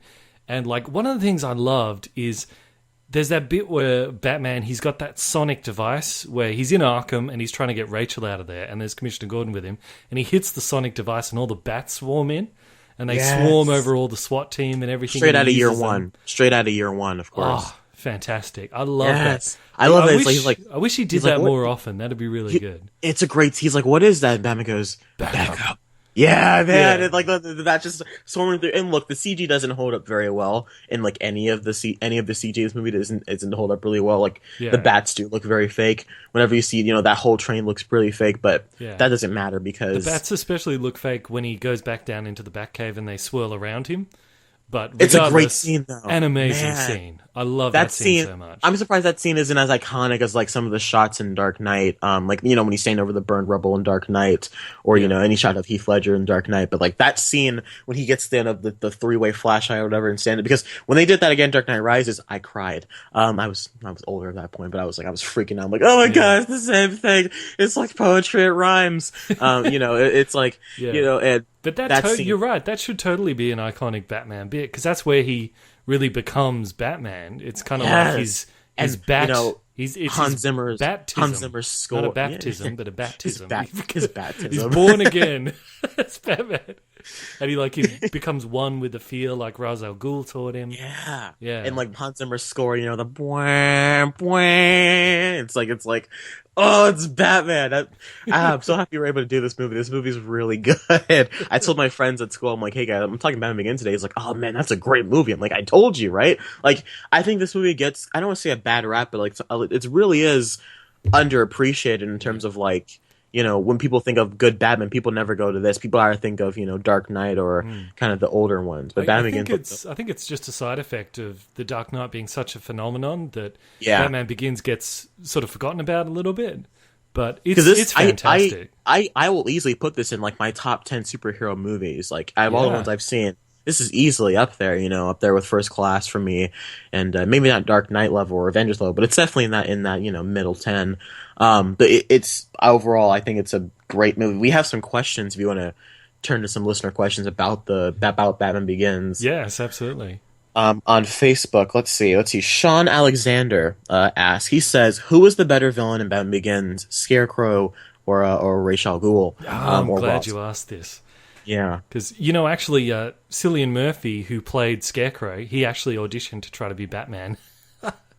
I could see it. I couldn't. I could not see him as Batman. I'm sorry. I like that actor. Brooding well. He does brooding pretty well. Have you seen the movie Red Eye with Rachel McAdams? Better, though. He does the. He does. He knocks Scarecrow out of the park. I really wish as we saw more of him as Scarecrow. That scene, when he confronts me, he's like, "Here, have a drink." You take yourself too serious, in my opinion. You need to lighten up, and like sets him on fire. I was like, oh my god! And like the bat's coming out of his mouth. You're like, oh my god! He's the only villain that's in all the three of those movies, though, isn't he? Yeah, he shows up at the beginning of Dark Knight, and then he's the judge on that thing at the end one. So that was a great little nod to have him be the judge in Dark Knight Rises. That was such a great surprise. I think if Heath Ledger hadn't died, it would have been the Joker being the judge there. Oh yeah, yeah. I could totally see the Joker doing that. Well, I mean, if you read the novelization of Dark Knight Rises, it says that he just kind of decided to stay in Blackgate Prison or whatever. He's like, you know what, I'll stay. But that would have been cool though, like to have Joker waltz out of there with all the bad guys. I heard in the novelization it said that Joker was like locked up, like kind of like in a prison that's on an oil rig out in the middle of nowhere or something. Oh. Huh. Anyway, yeah. But I agree. I thought it would have been good if someone's lying. Someone's been lied to. Yeah. Anyways, but they could have had a scene where like the League of Shadows, maybe they just walk up to a cell and they're like, "What about this one?" And he's like, "Let's leave the clan in the box this time." Or something like that. They're like he could mess everything up if we let him out. Bane's just like, Bane's just here like, "We don't have time for this one." And it's just, and then you just hear Joker's laugh and as they walk off. But because it's true, like if you're Bane, you would not release the Joker. He's more trouble than it's worth. He'll ruin your whole entire plan. Exactly. It's like releasing a rabid dog. You're like, you know what? He's probably gonna bite us too. Yeah, you couldn't control him. Yeah. But in terms of like the Batman Begins villains, Liam Neeson does I forgot how good he is in this movie. Yeah. He's a better Jedi master in this movie than he was in Phantom Menace. Like, you're watching that scene on the ice, like this is Jedi training right here. But he actually teaching him to be a ninja. Another fact on that: as they filmed that scene, the ice actually was starting to melt around them, so the cracks and the groans that you hear in the ice was all actually real. Well, Nolan's known for doing practical stuff. That doesn't surprise me. And when they went back there a week later, all the ice had melted. Oh, wow. Yeah. They got in just in time. Yeah. I wonder if that scene where he falls in is actually like Nolan's just like, someone throw a rock at him. And like it just smells like reaction's legit. Like he just throws it, he just falls in the water. Yeah, that's a great scene. He talks about, his wife and about how what did he say? About how he wishes that his wife never existed or whatever because it only causes him pain. And it's like, and the whole thing about fear, the theme of fear in this movie, people instantly go to like Scarecrow or the fear talks. I'm like, no, it's more than that. It's fear is pretty much what Batman's all about. Like he says, Alfred's like, why bats, Master? When he says, bats are I fear them. He's like, it's time I inflict my fear upon the criminals of Gotham. I'm like, man, that's Batman. It's and like his dad also says, like, why they attacked you because they're afraid. And he Yeah. says all creatures feel fear, even the scary ones, especially the scary ones. And I love that. Yeah. We're talking And about it's true. If an animal attacks you, it's Yeah. mostly because it's afraid. Yeah. Oh yeah, or you're Leonardo DiCaprio. Yeah. But it's like that bear just ravaged him. Yeah. yeah, and even like if you want to talk like even the League of Shadows, I know they're bad guys and they're evil guys, but they're doing what they think is best for the world. They're scared that Gotham is going to take over this whole world of corruption and death and plagues. And I think ridding Gotham of the world or ridding the world of Gotham will help bring this world to a better place. So there's a lot of duality going on here. However, the film does have problems. Hang on, we haven't answered the question. Oh, that's right. I'm sorry. So like.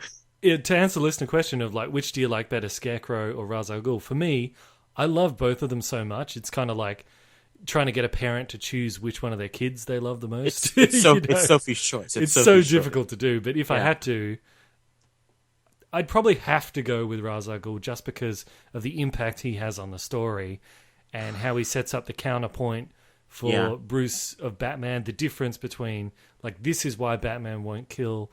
Well, I'm sure Ben Affleck will kill, but this is why this Batman doesn't kill, even though he kind of does kill.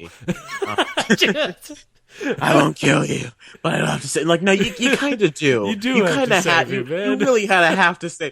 I'll let it slide because it's a great movie, but we'll get to the problems in a second. Yeah. I'm actually gonna go Scarecrow. Look, Liam Neeson's fantastic. The character is great. It really is. Kind of like going back to Star Wars. It's like kind of like an Obi-Wan Anakin relationship, except the Master's the one that turns to the dark side.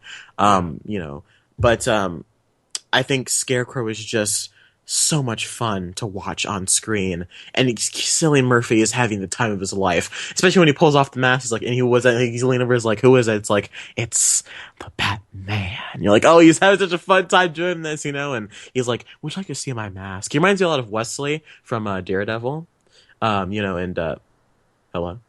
Yep, I'm here. Okay, sorry. He reminds me a lot of Wesley from Daredevil, very calm and calculated at points, but can also be really psychotic and crazy in what he did things. I think Scarecrow is the one I have more fun watching. But in terms of like the most developed character, I'll go with Ra's al Ghul. That being said, the movie does have some problems.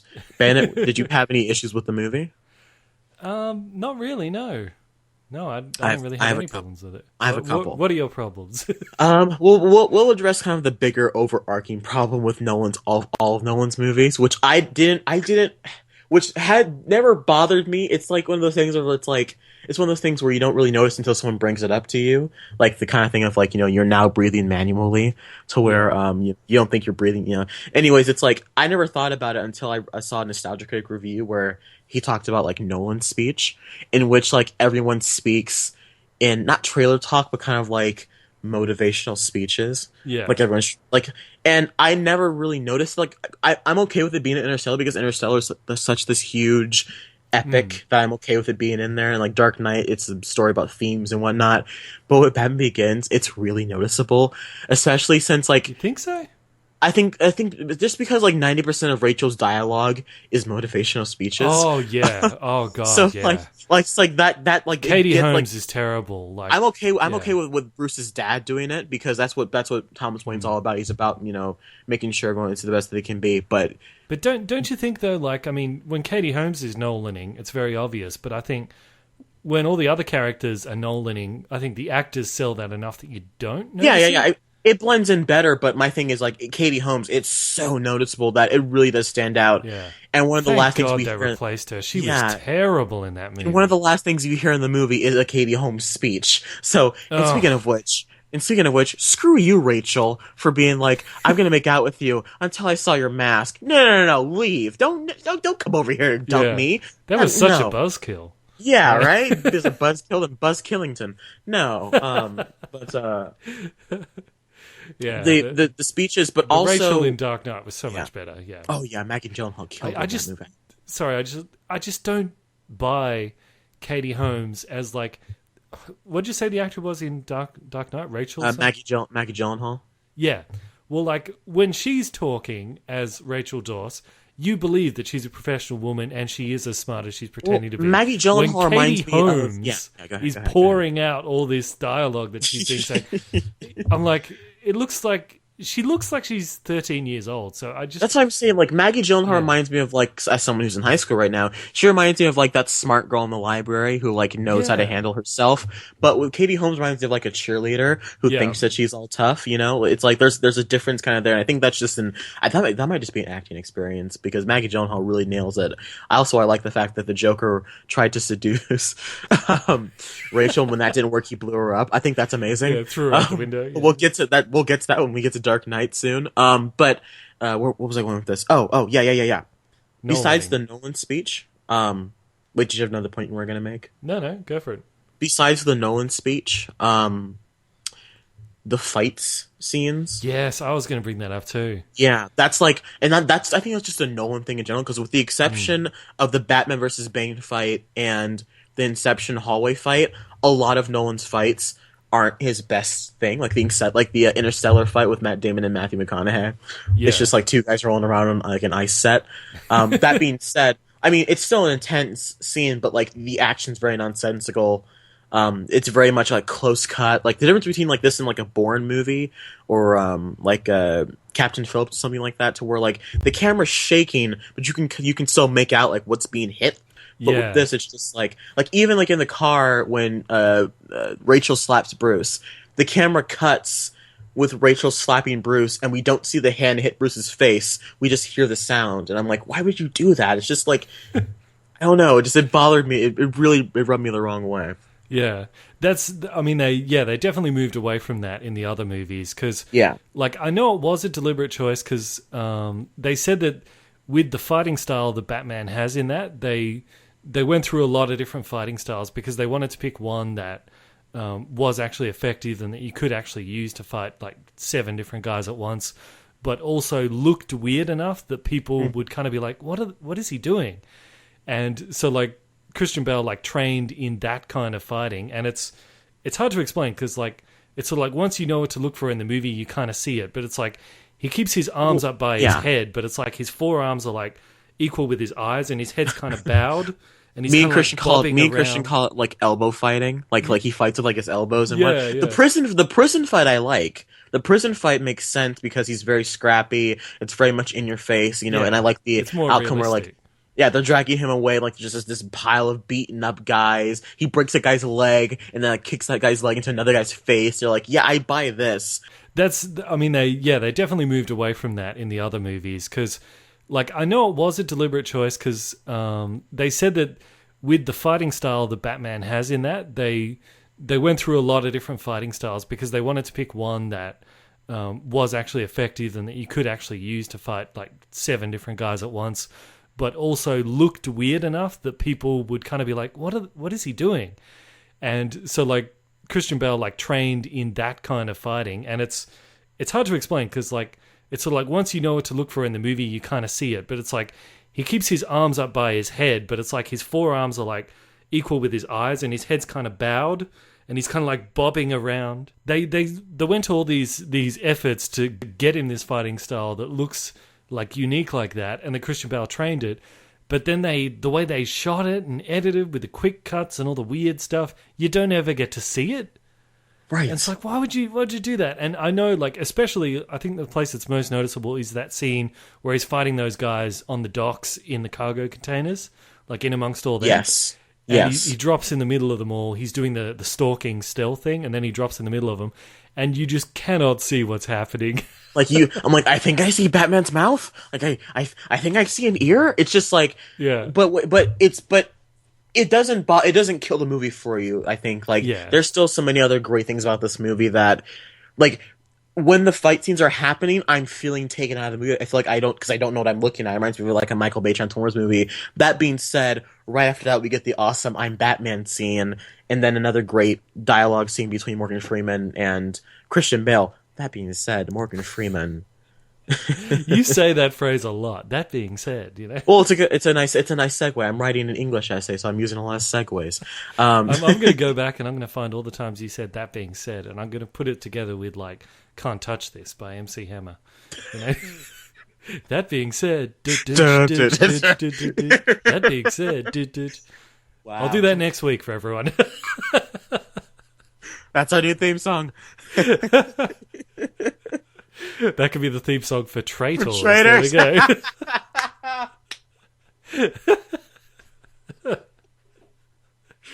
Traitors. Da, da, da, da, da, da.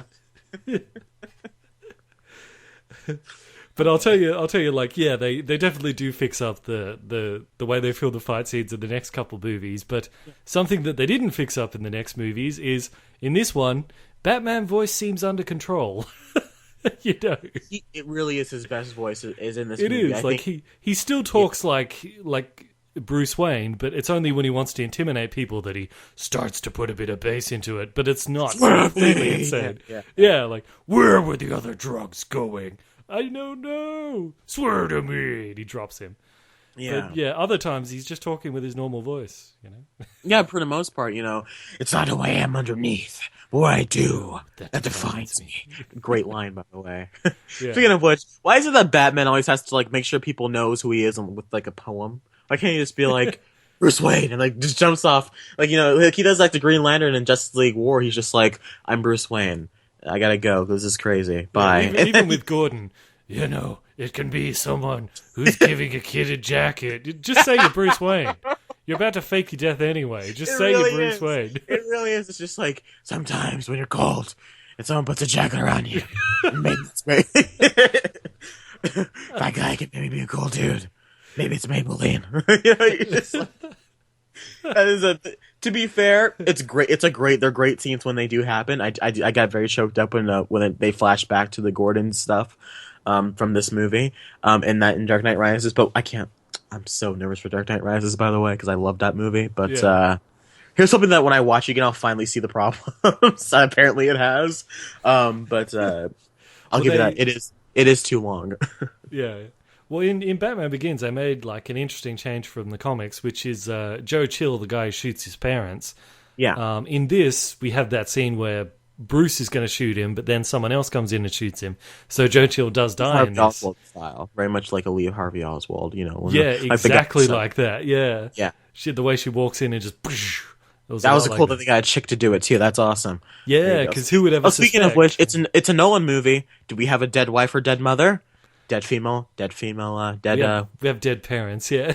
Dead parents. Yep. Rachel Rachel doesn't die till the next movie. And an ending that doesn't make any sense. She dies in terms of acting ability in this movie. Oh my God, yes. She kills her performance, literally. Also, we have a plot that doesn't make any sense. Why would the microwave emitter not microwave everyone's blood? But we'll let that slide. I hadn't thought of that. CinemaSins did a long time ago. So it's Screen Junkies. Yeah. Thought about that's probably the biggest plot hole in the movie is why didn't they just microwave everybody's blood at the same time? But potato. All movies have issues. Sure. That'd be a good weapon if it did. Yeah. Someone even call it a super weapon. Yeah, but as I was saying, they killed Joe Chill in this, which in the comics, Joe Chill kills Batman's parents. Batman never finds him, which sort of adds to the character as to why he's always Batman, because it's like the one guy he wants to find most of all, he never can. And they sort of kept with that in this, that he can never really get revenge for his parents because the guy's dead now, so it still works. I'd be interested because a number of people have said for Batman v Superman, the guy that looks like he gets branded, he looks very similar to the guy in the flashback that we see shooting Batman's parents. So some people say maybe he does find him and he does brand him, which maybe that's why he's saying silent right now ruins everything. What? It does, because not only does he catch the guy who killed his parents, which he should never be able to do, and not only is he branding and torturing people, which ruins his whole character. Yeah, it messes with the whole ability that he's... Like, if he caught the guy who killed his parents, then he has no reason to be Batman anymore. You can't do that, but that's Zack Snyder. He throws stuff in because he thinks it's cool. He doesn't really think about how it's going to affect anything. I think this can work if how they do it is that maybe Batman does this and Alfred just, tears into him for it. Alfred just gives him crap for doing what he's done, Yeah. Very much how Alfred was just like, what's your problem? Whenever he wanted to go up against Bane and Dark Knight Rises, Alfred's just like, what is your deal? Maybe Alfred can tear into him kind of the same way a dad would and be like, this is not what your father wanted. This is not what your father stood for. This is not what you need to do. And that's fine, but that does, if it's Batman v Superman, if there's a guy who's like, I've gone crazy, I tortured this guy, but I promise I'll never do it again. If I'm Superman, I'm like, well, guess what? I'm still taking you in because you've proven you're a loose cannon. Is branding really torture? That's my question. Yes, of course it is. No, it's not. What do you? Oh, okay. Well, I'll brand you then. Do you have a problem with that? I think you will. You are no longer allowed to see. You stay away from me, Bandit. You're not going to brand anybody. You tell me what. Well, of course it's torture. What do you think? It's not painful to have a burning piece of iron shoved onto your skin? Well, punching people in the face and breaking their arms and putting them in full body cast is torture at that point. Bones heal. Brands are forever. Yeah, but bones breaking your jaw still leaves a scar, dude. Come on, man. Well, there's this thing called cruel and unusual punishment, okay? Breaking somebody's bones and putting them in a full body cast for stealing a purse is cruel and unusual punishment. Hey, look, comic book Batman, he'll beat someone up and hand them over to the cops, but nothing is ever done that can't be undone. That's why he doesn't kill people, and that's why he wouldn't permanently disfigure them with a brand, okay? I think Zack Snyder doesn't understand Batman's character. Quit crapping on Zack Snyder. I think he's clearly a fan of this material. I think that this is exactly something. He is. I'm not saying he's not a fan. He just doesn't understand it. Well, then you go write the Batman movie. All right, I will. Well, look, I will Batman give in me this. A job, DC. Batman in this. Remember when he breaks into Commissioner Gordon's office and he makes it seem like he's got a gun to his head, but it's actually a stapler. So the sound that you think is a gun, clicking, is actually him clicking the stapler. I've done that to people before. I've done that to someone before. It's really. Click. Don't turn around. I walked to my friend. I was just like, "Where's the homework?" And I clicked the stapler behind them, and they just went, "What?" And they turned around to the stapler. They're like, you can see the fear in their eyes. It's funny when you do it to somebody. But see, that's Batman. He'll intimidate, but he doesn't cross that line. He didn't cut the head off the guy when he's in the League of Shadows place. Ben Affleck sounds like he would have, which that's not Batman to me. Yeah, it's Punisher, but it's not Batman. So anyway, we should be talking about Batman Begins. But let me just I think I look at it as, and I've said this before towards you, and you still don't buy it. It's like they leave that permanent that scar is there to be reminder of who's out there watching you, who's out there to make sure that you don't go bad again, who's out there to make sure that you stay on the right path. Because if you don't, that thing on your chest is coming back for you.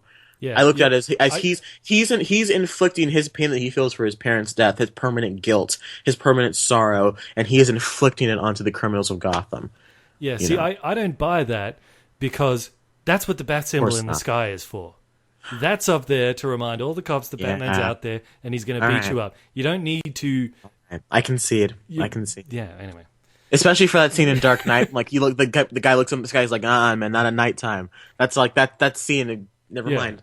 Argument refuted. All right, I lose the point. Movie fight's over. It's like Inglourious Bastards, where he like cuts the swastika into people's heads. It's like that's cool, but Batman should not be doing that to criminals. It's not going to cut a bat symbol into some. All right. Let's move on. Your analogies are always so off, Bandit, Mister. There's a couple of good scenes in this where like Batman's perched on top of buildings and they've got there's like a gargoyle, because the whole thing with gargoyles is it's like they watch the city and they're supposed to keep like evil spirits away. So I love that symbolism of having Batman do that. I want to see more of that. I want him standing on top of stuff. Isn't that like right after he puts Falcone on the thing, and then it cuts to him because it's like a big sweeping shot of him on like his massive cape, and you just see the music swelling. Bwah, bwah. You're just like, man, Batman. Oh. Batman, my inner 5-year-old's crying again. What do you think of everyone in their roles? Like, what do you think of like Michael Caine as Alfred? Clearly, I look at him as the definitive Alfred at this point. He really is spectacular in his role. He is fantastic. Yeah, he's a really good Alfred. And you buy him as someone that has like done a lot of stuff in his life before he started to work for the Wayne family. Why he wanted to be a butler is still a mystery to everyone, but no, Michael Caine's great. Yeah, he's got Morgan Freeman. Yeah, go ahead. He's got some good comedy moments, where he whacks that guy and he goes, "I hope you're not a member of the fire brigade." What's the point of all those bloody push-ups? You can't lift the bloody log. Yeah, that's a great. And Bruce is just like, yeah, you're right. Like he just lifts the log over. But he's there to be his rock, which is so cool. He's just like, why did we fall, Master Bruce? He's like, so we unpick ourselves back up, and we're just like, oh, Alfred, oh. This is why I was heartbroken when he left in Dark Knight Rises. But it makes sense why he would leave, because Bane would kill him. Bane would instantly slaughter him. How cool is it going to be, like, say, like in Dawn of Justice, or maybe sometime down the line, like in like Jeremy Irons' Alfred, once we get to know him really well, like, because in the Injustice comic, Alfred, I think in excuse me, Alfred like headbutts Superman in the face. I don't know if you've ever seen this panel. How cool would it be if Alfred does that in one of these new movies? Just like Superman starts being a little douchey, and so Alfred just walks over and just goes, and like headbutt Superman in the face. Is that a legit panel, or is that something that someone animated? No. I think that's from a story. If you remember in the Injustice game, Joker had these pills that gave him the same resilience equal to that as Superman. Okay. And that's a thing in the comics as well. And if I'm wrong in that kind of, you guys are feel free to correct me or not, but I know that was a thing. And so Alfred took one of the pills. I think he was fighting Batman, and like Alfred walked up to Superman and just like headbutted Superman like clean in the face, and Superman just like fell over, and it was so satisfying to see Alfred kick Superman's butt in one punch. It was so satisfying, because Superman was such a prick in that series. Yeah, in Injustice, definitely. Yes, definitely. Oh God. But that being said, Morgan Freeman as Lucius Fox he's great. Wonderful. Yeah. He's wonderful. I love the dynamic between the two of them, like up to a certain point, where it's like Morgan Freeman kind of knows what he's doing, but it's like this thing between them where they never actually say it, and he's like, it's kind of like to run into much gunfire in these caves. Yeah, he's like, it's like The Fugitive. It's like, I'm Batman, I don't care. It's kind of like that in The Fugitive. It's like, that's right. Yeah, it's like, but that's what makes this relationship work so well. Like he knows he's Batman, and I think especially by the end of, like, there's a scene where he's just like, he's like, look, I don't, the less you tell me, the safer I am, but don't think I'm stupid. He's like, I know that's a great line. He's like, don't take me for an idiot, Mr. Wayne. And I love the relationship that they have. Morgan Freeman again was once, as always, just kills it in his role. Yeah. And he's always the supporting cast in this trilogy overall, they're all really great. I think that's what helps this trilogy of movies stand out against other comic book films, is the cast that they're able to get together, is that the people they're able to get in these movies, because they do some, man, Aaron Eckhart is so great as Two-Face. What do you think of the Tumbler? Ooh, okay. I think that a radical departure from traditional Batmobiles, yes, but it was fantastic, wasn't it? Yeah, and I love the line, "Does it come in black?" I love that. I love that. I love that. I loved, because the older I get, the more mature I get, the more things you pick up when you watch a movie. And so this is the first time that I picked up what the Tumbler was actually meant to be used for. And it sounds kind of cool in combat, this kind of bridging device, these two tanks just kind of drive over this hill. It's a cool concept. But I love when Commissioner Gordon gets to use it. When Gordon gets to use the Tumbler, that might be my favorite scene in the movie, because it's like... And there's that bit where that Jamaican dude walks up to the car and he's like, "Nice ride." Yeah, I like... And then they use the same joke again in The Dark Knight, but when Bruce is at the party, when he's just like, and the kid sees Lamborghini, he's like, "A nice car," and Bruce is like, "Did you see my other one?" I'm like, that's so, like, that, the humor in this movie also, I think, works, surprisingly funny in that's what I'm saying. Parts, like people remember these movies for being super downer and dark and depressing, and I guess Rises really is, but this one especially has, and I guess you can go Joker for Dark Knight, but this one has a lot of great comedic lines. Morgan Freeman and Alfred get some really great lines. The homeless people have a nice coat. That's a great line. Well, the reason I asked about the Tumbler is because got a bit of trivia. Oh boy. As they were working with the Tumbler, a drunk driver, came out of nowhere and rammed into it. Ain't that a story? Ain't that a story? And after the cops pulled him out of the car, he said it's because he thought it was a UFO and the aliens were invading. So he's like, the aliens are attacking! Quick, ram it with my car. I'm going to save the world. I imagine this drunk guy walks out of his car. He's just like, "Welcome to Earth," and as he thinks he took out the aliens. I'm back. It's like Randy Quaid. I got the language here that was used by Ken Watanabe, because if anyone doesn't know Ken Watanabe, he's a Japanese actor who you think is Ra's al Ghul at the beginning. But he's the guy that Liam Neeson is using to fake that. I didn't get that twist, actually, when I first saw it. I didn't understand that Liam Neeson was actually Ra's al Ghul and it was a switch. Did you get that?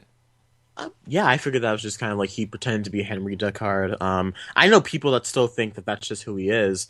But I always kind of thought that he was just, he's Ra's al Ghul. Yeah, because I didn't hear, because there's that bit in the cocktail party where she's like, "I'd like to introduce you to Ra's al Ghul." And the guy turns around, he's like, "You're not Ra's al Ghul, I saw him die." And then Liam's like, "Oh, but are his methods supernatural?" And he turns around, he sees Liam, and he says, "Or cheap parlor tricks to conceal your identity, Ra's." So he knows that Liam was the real Ra's al Ghul all along. Yeah, that's a... What was the line they said? Something in Deception. Theatricality and Deception. Yeah, Deception. Powerful agents for the uninitiated. That's powerful agents for the uninitiated. You seem to have taken my lesson on theatricality a bit literally.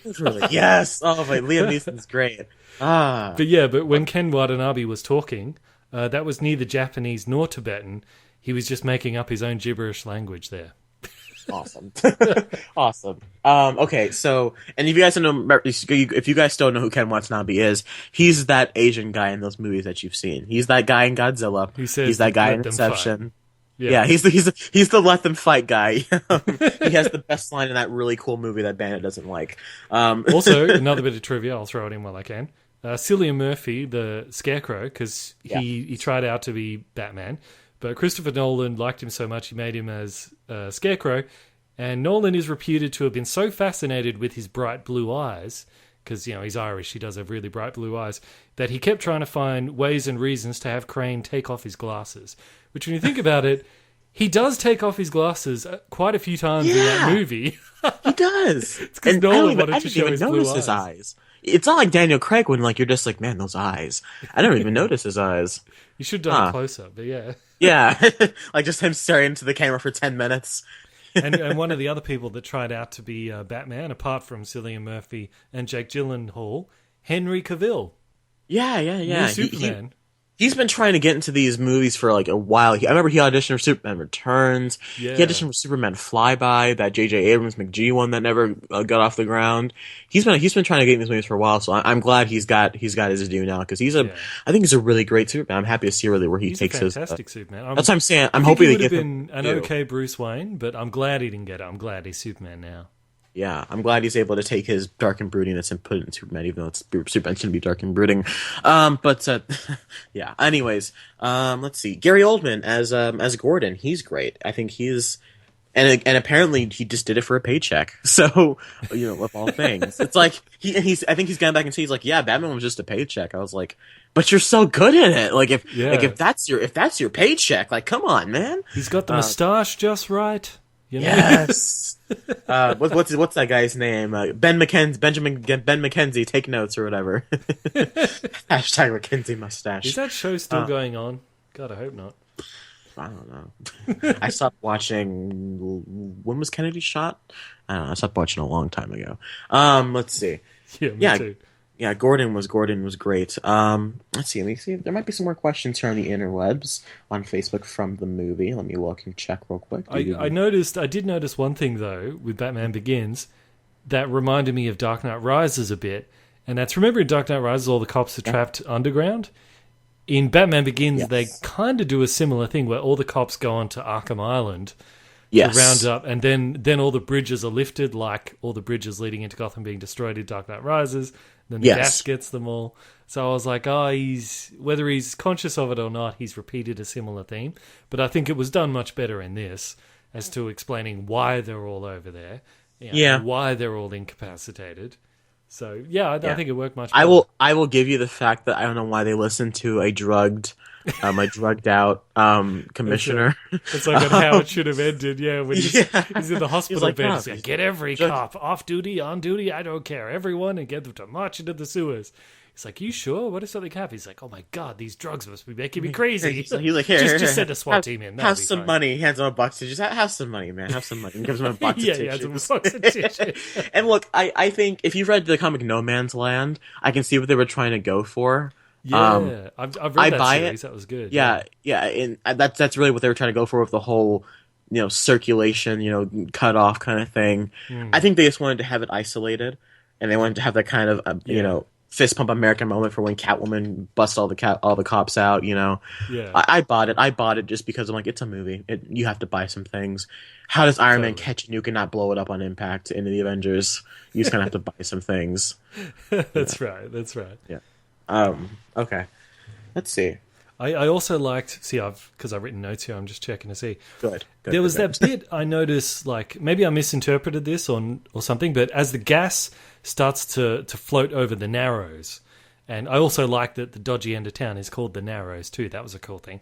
But when the gas leaks out of Arkham and it starts to flood over the Narrows, and everybody's going crazy, and this is after all of the criminals have flooded out into the Narrows, and then Batman, he folds out his cape and he flies over them. And it shows, like, with the fear toxin, they all look up and see Batman. And I thought, oh, that's cool, because it's kind of like, through that event, he's instilled a fear of Batman into all of these hardened criminals, which sort of adds to this mythology of, Batman and all this, and why he has that mythical kind of aura about him, like, especially in the comics and that. Like, I don't know if that was intended, but I thought that's cool nonetheless. I thought, you could look at it that way. I thought of it just more as to show, these people. I thought that was a way of them showing, like, okay, these people are being affected by the gas that's going around them. People are seeing that, the gas is working on them. I have two questions for you. One, did you like the way Scarecrow was utilized in the end? Because the Nolan Batman trilogy has I don't want to say a negative thing about it, but their villains. You always have a main villain and then the secondary villain, which is basically just a pawn for the first villain. You have Scarecrow in this, you have Two-Face in Dark Knight, and Bane in Rises. So, I think Scarecrow is the villain. It sucks because he's probably maybe my favorite part about this movie is Scarecrow, just because it was so great to finally see Scarecrow done the way he was done, after seeing him in the animated series, especially in those Arkham games, man. He's so great in those. And to see that Nolan got it right so long ago. And to have him get taken up by Katie Holmes by a taser to the face.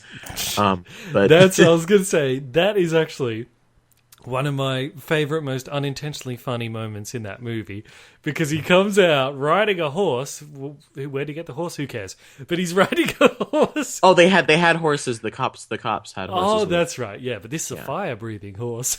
I thought that was. That was cool. I thought that was so awesome. Yeah, it was. But I love film. that he comes out and he's like so intimidating, and he's got the devil voice. He's like, "There is nothing to fear but fear itself." And then he gets shot in the face with a taser, and he immediately flips and goes, "Ah, ah," and like his horse runs away. And he rolls off his horse and like falls on the ground, like shaking and shivering. There you are. There is nothing to fear but fear itself. I'm here to help.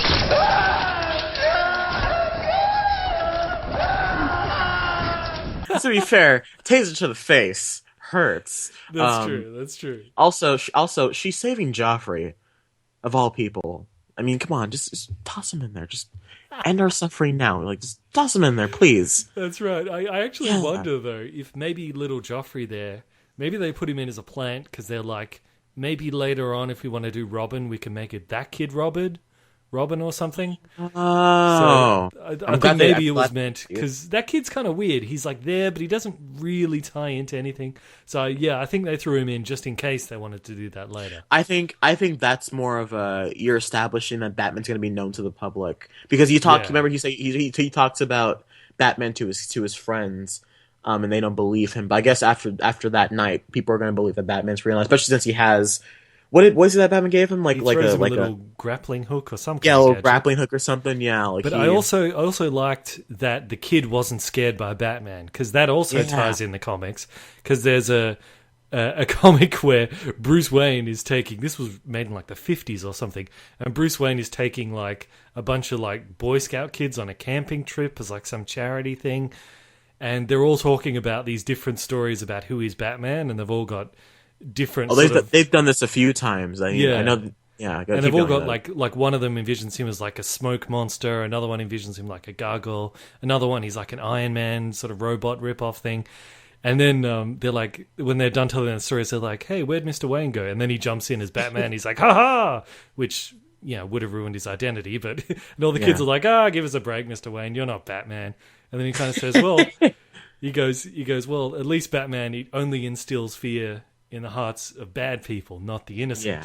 So like in that little bit where the kid sees him but isn't scared, I thought, that's like a subtle little nod to that element of Batman, which I like. Yeah. Also, I liked how, you could, subtly enough, there was a connection between them, because clearly that child does not feel enough connection to you can hear his parents fighting inside the building, and he comes out and he kind of like huffs his breath, like his pill. You can tell his family's being torn apart. Yeah. And I think that's why Batman hears that and he's like, you know what, here you go, kid. You need this, you need a light in your life. Yeah. Which is a nice little touch. Which is also a reason why they could have made him Robin later on, because remember, Robin's an orphan. His kids, he's with parents like that. He could have made himself an orphan, so it would have worked. Yeah. A lot of different touches. I forgot what I was going to say. I should have wrote this down. Oh well, I forgot my other question. I like while you're thinking of it. There's the bit at the end where, like, sort of his story comes full circle, where he says to Rachel as they're walking through the bit of the rubble of his old house, and he's like, you're right. Justice is about more than just revenge, which is, I think, like. That's such a great note to end on, because it does show that Batman, like, he starts out seeking for revenge, but in the comics as it went on, he's doing it for more noble reasons than just wanting revenge. And that's what separates someone like him from someone like Ra's al Ghul. Ra's al Ghul's just doing it to numb the pain that he's feeling inside him from his wife being killed, and it's just ongoing, Yeah, which is a great point, which is why, especially the whole Joe Chill thing, he can't get revenge anymore. Revenge is over. And he tries going to Falcone, and Falcone's just like, you're a speck in my world. What are you even doing here? You mean nothing. Just because your mom and dad got shot doesn't mean anything. He's like, I own this city, and so it's like the only way Batman can get his revenge is through justice, which I I love that. I love that dynamic. Also, it really does set up that the mob is very much how you run the city. And it makes sense that now that, when Falcone is taken out, it makes sense that when you get to Dark Knight, I'm not sure how long it is between Dark Knight and Batman Begins, but it seems like the mob is kind of like not necessarily out of power, but that there's not one centralized figure controlling everything like Falcone used to be. Yeah, it's a collection of all of them now. Yeah. Yeah, and so now that makes sense why Joker can just come in and wreck everything, destroy the whole thing, destroy the whole mob aspect. And I also like that they brought in, like, from year one, that the cops are corrupt. Which makes sense, because like if the cops weren't corrupt, there wouldn't really be as much of a need for someone like Batman. But because we can clearly see justice isn't getting done, that you can see why, Gordon needs the help of Batman, that they can both save the city. Yeah, and did you notice also that there's like this minor character who's the DA, and he gets shot by the cargo thing when he finds the what was it called? The whatever it was. The thing that vaporizes the water. But it's like, if you're in a Batman movie and you're the DA and your name's not Harvey Dent, you're going to be dead by the end of the movie. Yeah, and even if your name is Harvey Dent, like it's like being commissioner when Gordon's not commissioner. Like your that days guy's are going to numbered. die. And it's nice. It's nice to see the commissioner carry over into Dark Knight, because having seen Dark Knight and having been able to memorize the entirety of Dark Knight, going back and watching Batman Begins allows me to be like, oh, so this plays in a Dark Knight. This also plays in a Dark Knight. Oh, that's cool. Dark Knight, and I know we're going to get to Dark Knight soon enough, but that's a great way of continuing your world, but feeling completely different. Very much in how New Hope and Empire are. That being said, so the end of the movie, maybe one of the best movie endings. I love the way they end this movie. It's Commissioner Gordon. He has the bat signal. Batman knocks on it. Nice. And they're talking about, about escalation. Batman's like, what are we going to do about things? Like, what about this clown guy? And he's like, he leaves a calling card. And it's like, it's a Joker card. Yeah. And Batman's just looking. He's like, I'll look into it. And Gordon's like, I never said thank you. Batman turns to the camera. And you'll never have to. And he jumps off the roof. Gordon smiles. Batman flies into the camera, cuts to black. Batman begins. And the audience claps. And I cry.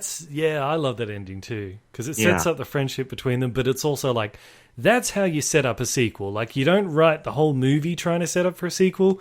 Yes. You write an independent story, but you just have a little tease there at the end. That's how you do it. So here's my question, because at the start of Dark Knight, it's after the Joker's robbed the bank. It's Gordon, and I think her name's Mendoza or something like that. They're in the cell, and Batman shows up, and he's just, Batman sees the card and just like, him again, and it's just like, so my question is, how long has Batman and Joker had a confrontation before? And if not, how long is it between Dark Knight and Batman Begins?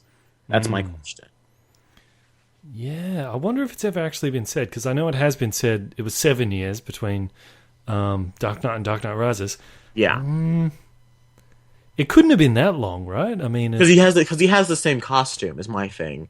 Yeah. He still has the thing where he has to turn his neck around, That's or true. he has to turn his head. Might only be like a year. That's what I'm thinking. More than that. It's been long enough for Batman to be a staple in Gotham, which is another great scene in Dark Knight, where the cop, the thug looks up at the sky and sees the bat, and he's like, man, not at night. That's a great scene. Because he would be a staple, because in some of the additional like extra stuff on the Dark Knight thing, there's this whole thing about like the media talking about what happened with Ra's al Ghul's attack, and they got that footage that you see of where Batman like flies from the top of Wayne Tower and he glides over the top of Gordon, and Gordon kind of waves to him. And that shot where he drops and he glides, like the news has that. That's a great scene too. Yeah. Oh my god. And I loved how they explained that, like, there was so many little like cool ideas of like how they got the fabric, but you put the electrical current through it and it forms straight like a cape. I was like, that's such a great idea. This really is a great movie. It really is. It really is. And another thing that's great, yeah. Another thing this movie does right that I don't think we've actually seen in any other movies, at least not done this way, is it shows you how difficult it would be to live a double life. Specifically, like, after he's got Rachel and there's the chase with the tumbler and all the cops, and he like inoculates her, walks in, has an argument with Alfred, immediately has to change from one suit into another suit. And he has to walk right out the door into a whole party full of people with a smile on his face like nothing's happened. And it's like, I thought, that'd be such a hard life to have to live like that. And it's like, the way they captured that, I thought, no other movies have really done that. They've either shown like that Bruce Wayne is just a total, hermit who doesn't mix with people, or, it's like George Clooney, and you can't even he makes both appearances Batman. Never leave the house without it. Yeah. How cool was the scene though? It was nice to see him play up the billionaire aspect, where he's just like actually I'm gonna buy this hotel. And I'm going to change some new rules about the pool area. About the pool area. I'm like, that's awesome. That's so great. He walks in, and I think the best part about that scene is when he first arrives at the party, he gets out, and the door opens, and there's just two girls sitting on top of each other, and they come out together, and I'm just like, man, give it time, Trey. You'll be there. Yeah. Give it time. No, you'll be like how he makes the entrance in Dark Knight. The helicopter drops. Yeah. Helicopter lands. He walks in. He's got like 5 girls. It'll be like 5 girls in the room. Yeah, I walk in. I'm throwing a party in your honor. You're over here with you have your lady, and I'm just over here like fuck them. I'm like, Bandit is a great guy, I guess, but I'm Bruce Wayne. Look at me. Yeah, no, that's the billionaire aspect. And I think the movie kind of plays it down as the series goes along. When Rachel Dawes told me she was dating Bandit, I said, that guy from that god awful YouTube channel. I'm like, what? Great channel, Harvey. Great channel. He's like, Terminator Genesis is a good movie, Bandit. I believe in Bandit Incorporated. I believe in Terminator Genesis. Do you believe in Terminator Genesis? You will. You will. We should make that another thing. You will, like our mediocre. It's a good line, man. It's a good line. I'm going to type that in now. That's going to be one of our new sound bites. You will. Oh, I can't wait to... Yeah, but Batman Begins is a fantastic movie. Do you have any further thoughts on it, Bandit? No, I think I've said pretty much everything I have to say. Right. I've given all the bits of trivia. There are other bits of trivia, but they're not as interesting. Yeah, I mean, it's a great setup. I loved... it's very much stands on its own, much like every other film in this trilogy. And it really is a great origin story. I will look to this movie, like movies like this and X-Men First Class and Iron Man, to where I'm like, no, origin story doesn't mean bad. It just means it has to stand out. People hear origin story and they automatically go to Amazing Spider-Man. I'm like, no. Think of Batman Begins.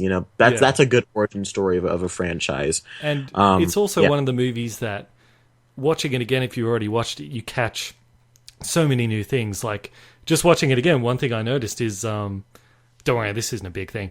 It's like when Batman and Ra's are fighting on the train, there's a bit where like Ra's knocks him down and he sort of jumps on top of him and he goes, "Don't be afraid, Bruce." Because remember, that's what his dad said to him as he was dying. He said, "Don't be afraid." So I was like, Ra's knows, he must have known that happened. Like Bruce was told him, so he's like messing with his head as well. So there's like little things like that woven all the way through. So yeah, I think you never did learn to mind your surroundings. In Dark Knight, he says criminals are not complicated, which again is a reference to my biggest complaint with this movie is, if in terms of the core Batman character, he would have saved Ra's al Ghul. Yes, he saves Joke. My mind immediately goes to Dark Knight Returns. Whenever Batman's like, all the people I've killed by letting you live, and Joker's like, I never kept count, and Batman's like, I did. And he's like, I know, I love you for it. That dynamic. Batman, no matter who you are, you could paralyze Barbara Gordon and kill 3 Robins and blow up your girlfriend and destroy a city and ruin people's lives and kill millions of people, but Batman will always save you, unless it's the Killing Joke. But he will always save you. That's why I will never, if Batman ever kills on screen, if he kills a person on screen, I cannot agree with that, because isn't it amazing that Nolan Nolan was okay with Batman doing that, but he was not okay with Superman snapping Zod's neck. I'm okay with that. Yeah, I know, but it's like Superman kills all the time. It's like, really, he should have. Yeah, I mean, like, it's kind of the same thing, but it's like different characters. But yeah, I agree with you. Like, and because the dynamic between Batman and Ra's al Ghul is they're enemies, but they still respect each other, and they have this weird dynamic where they're not always fighting each other, because Ra's al Ghul does actually have the same goal that Batman has to eliminate crime, but his is more like crime comes from the society, so to eradicate crime, you have to eradicate the society as well. It's two sides of the same like, coin. whoa, too much, dude. It's very much like it's a very extreme version of Dr. King versus Malcolm X. Yeah. It's a very extreme kind of dynamic like that. It's like Professor X and Magneto. They both want the world to be a better place, but one's willing to destroy it in the process. Yeah. Wouldn't it have been more powerful though if like when he pins down Ra and he's like, "Are you going to do what's necessary?" And he's like, "Yes," and then he saves him again. Oh, Wouldn't yeah. that have been more? That would have had more impact. Where he's like, "I'm not like you," and then like when Talia shows up in Dark Knight Rises, she could maybe free Liam from prison or something. Or like if no one wants to kill him off, he can even say what you said happens, and the train he flies him out. They both fly out of the train, and Batman looks at him. He's just like, the will to act, and then Ra's is just like, exactly, and then kicks off a Batman, and he just falls to his death. That way you can still kill Ra's if no one wants to keep the trilogy going. And you can just, but that way Batman wasn't the one that killed him, because Batman did try to save him. I'm okay with Batman using that line. It's a really awesome line. It just doesn't fit with the Batman character. But I think that's one of the minor issues I have with the movie, just like the fighting or the Katie Holmes. But really, besides that, this movie and Katie Holmes, they're like the two biggest missteps. Yeah, man, Katie Holmes is like the Star Killer base of Batman Begins. And you watch she gets blown up. Yep. You watch it, you're just like, man, that sucks. Why is that there? It's nice to look at, but man. So what would you give Batman Begins out of 10? I will give it a 9 out of 10. I think that it's really great. There's a lot of great things, but like I said, the fighting is really weak. It does take me out of the movie. I'm not a fan of the fact that Batman doesn't save Ra's, and Katie Holmes does kind of ruin the whole Nolan dialogue thing. But it's still really fantastic. 9 out of 10 for me. Yeah, I give it 9 out of 10 as well. And only reason it's not a 10 is for the reasons you meant, and also that some of the editing with the fight scenes. But it's a very hard movie to not like. We're gonna get to a 10 out of 10 from me pretty soon. So don't you worry. You thought I was gushing over this movie. Oh, I can't wait to go back and rewatch Dark Knight. Oh, I'm so excited. Me too. It's gonna be fun. Okay, so Bandit, do you want to get into some of the listener questions? Yes, indeed. Excuse me. I'd like to ask you a few questions. Listener questions. Okay, so for you guys who do not know at this point, for me, any new listeners, from the really exceptional viewership that we did, welcome anyone who's new to the podcast from Mr. Sunday Movies last week. Hope you guys are still around to listen. For you guys that do not know, every week I guess we'll just stick it to Facebook from now on, I suppose, possibly, because we don't usually get a lot of responses on Twitter. But on the Facebook page, Movie Mania, I will post, or Bandit will post a thing saying, hey, it's time for listener questions, usually on the Saturday before we record, in which case you guys will, use this post or any post, anytime, you can post questions that we will answer on the podcast, give you a little shout out, and have some discussion. All right, so let's see. For starters, the Razorvidge channel asks, if you could replace your podcast co-host with any celebrity, which one would you choose? Well, I actually answered this one on there, but I said I would replace Trey with Bandit, and I would replace Bandit with Trey, so that way the podcast would be Bandit and Trey. Like, what a great combination that would be. Could you imagine? That'd be a great combination. I don't know. It sounds a little pretentious. I don't know. Sounds a little off-putting. Sounds a tad bit racist, if you ask me. Honestly, if I could replace you with anybody, and don't hate me for saying this, sure, But Mr. Sunday Movies. Yeah, No, that goes without saying. Well, if I could replace this, you with anyone, I'd replace you with Jennifer Lawrence. So, I mean, there we go. You wouldn't be talking though, and you would want to show your face. That's right. And you'd want to record it live. That's right. Yeah. In a dimly lit room with water and Bill Cosby. No, and the podcast would only be one episode, going for like 30 seconds until she gets weirded out, and then she runs away. So, and then we see Jack Nicholson show up out of nowhere. Have you seen that video of her when she meets Jack Nicholson at the Oscars? It's a good video. I think you'd like it. No, I haven't seen it. I'll check it out. Yeah, Jack Nicholson's on your girl, man. Gotta be careful. Well, that is Jack Nicholson, so it is Jack Nicholson. He can do whatever he wants. Yeah, I'll say what he wants, he gets. Here's Johnny. Okay, but yeah.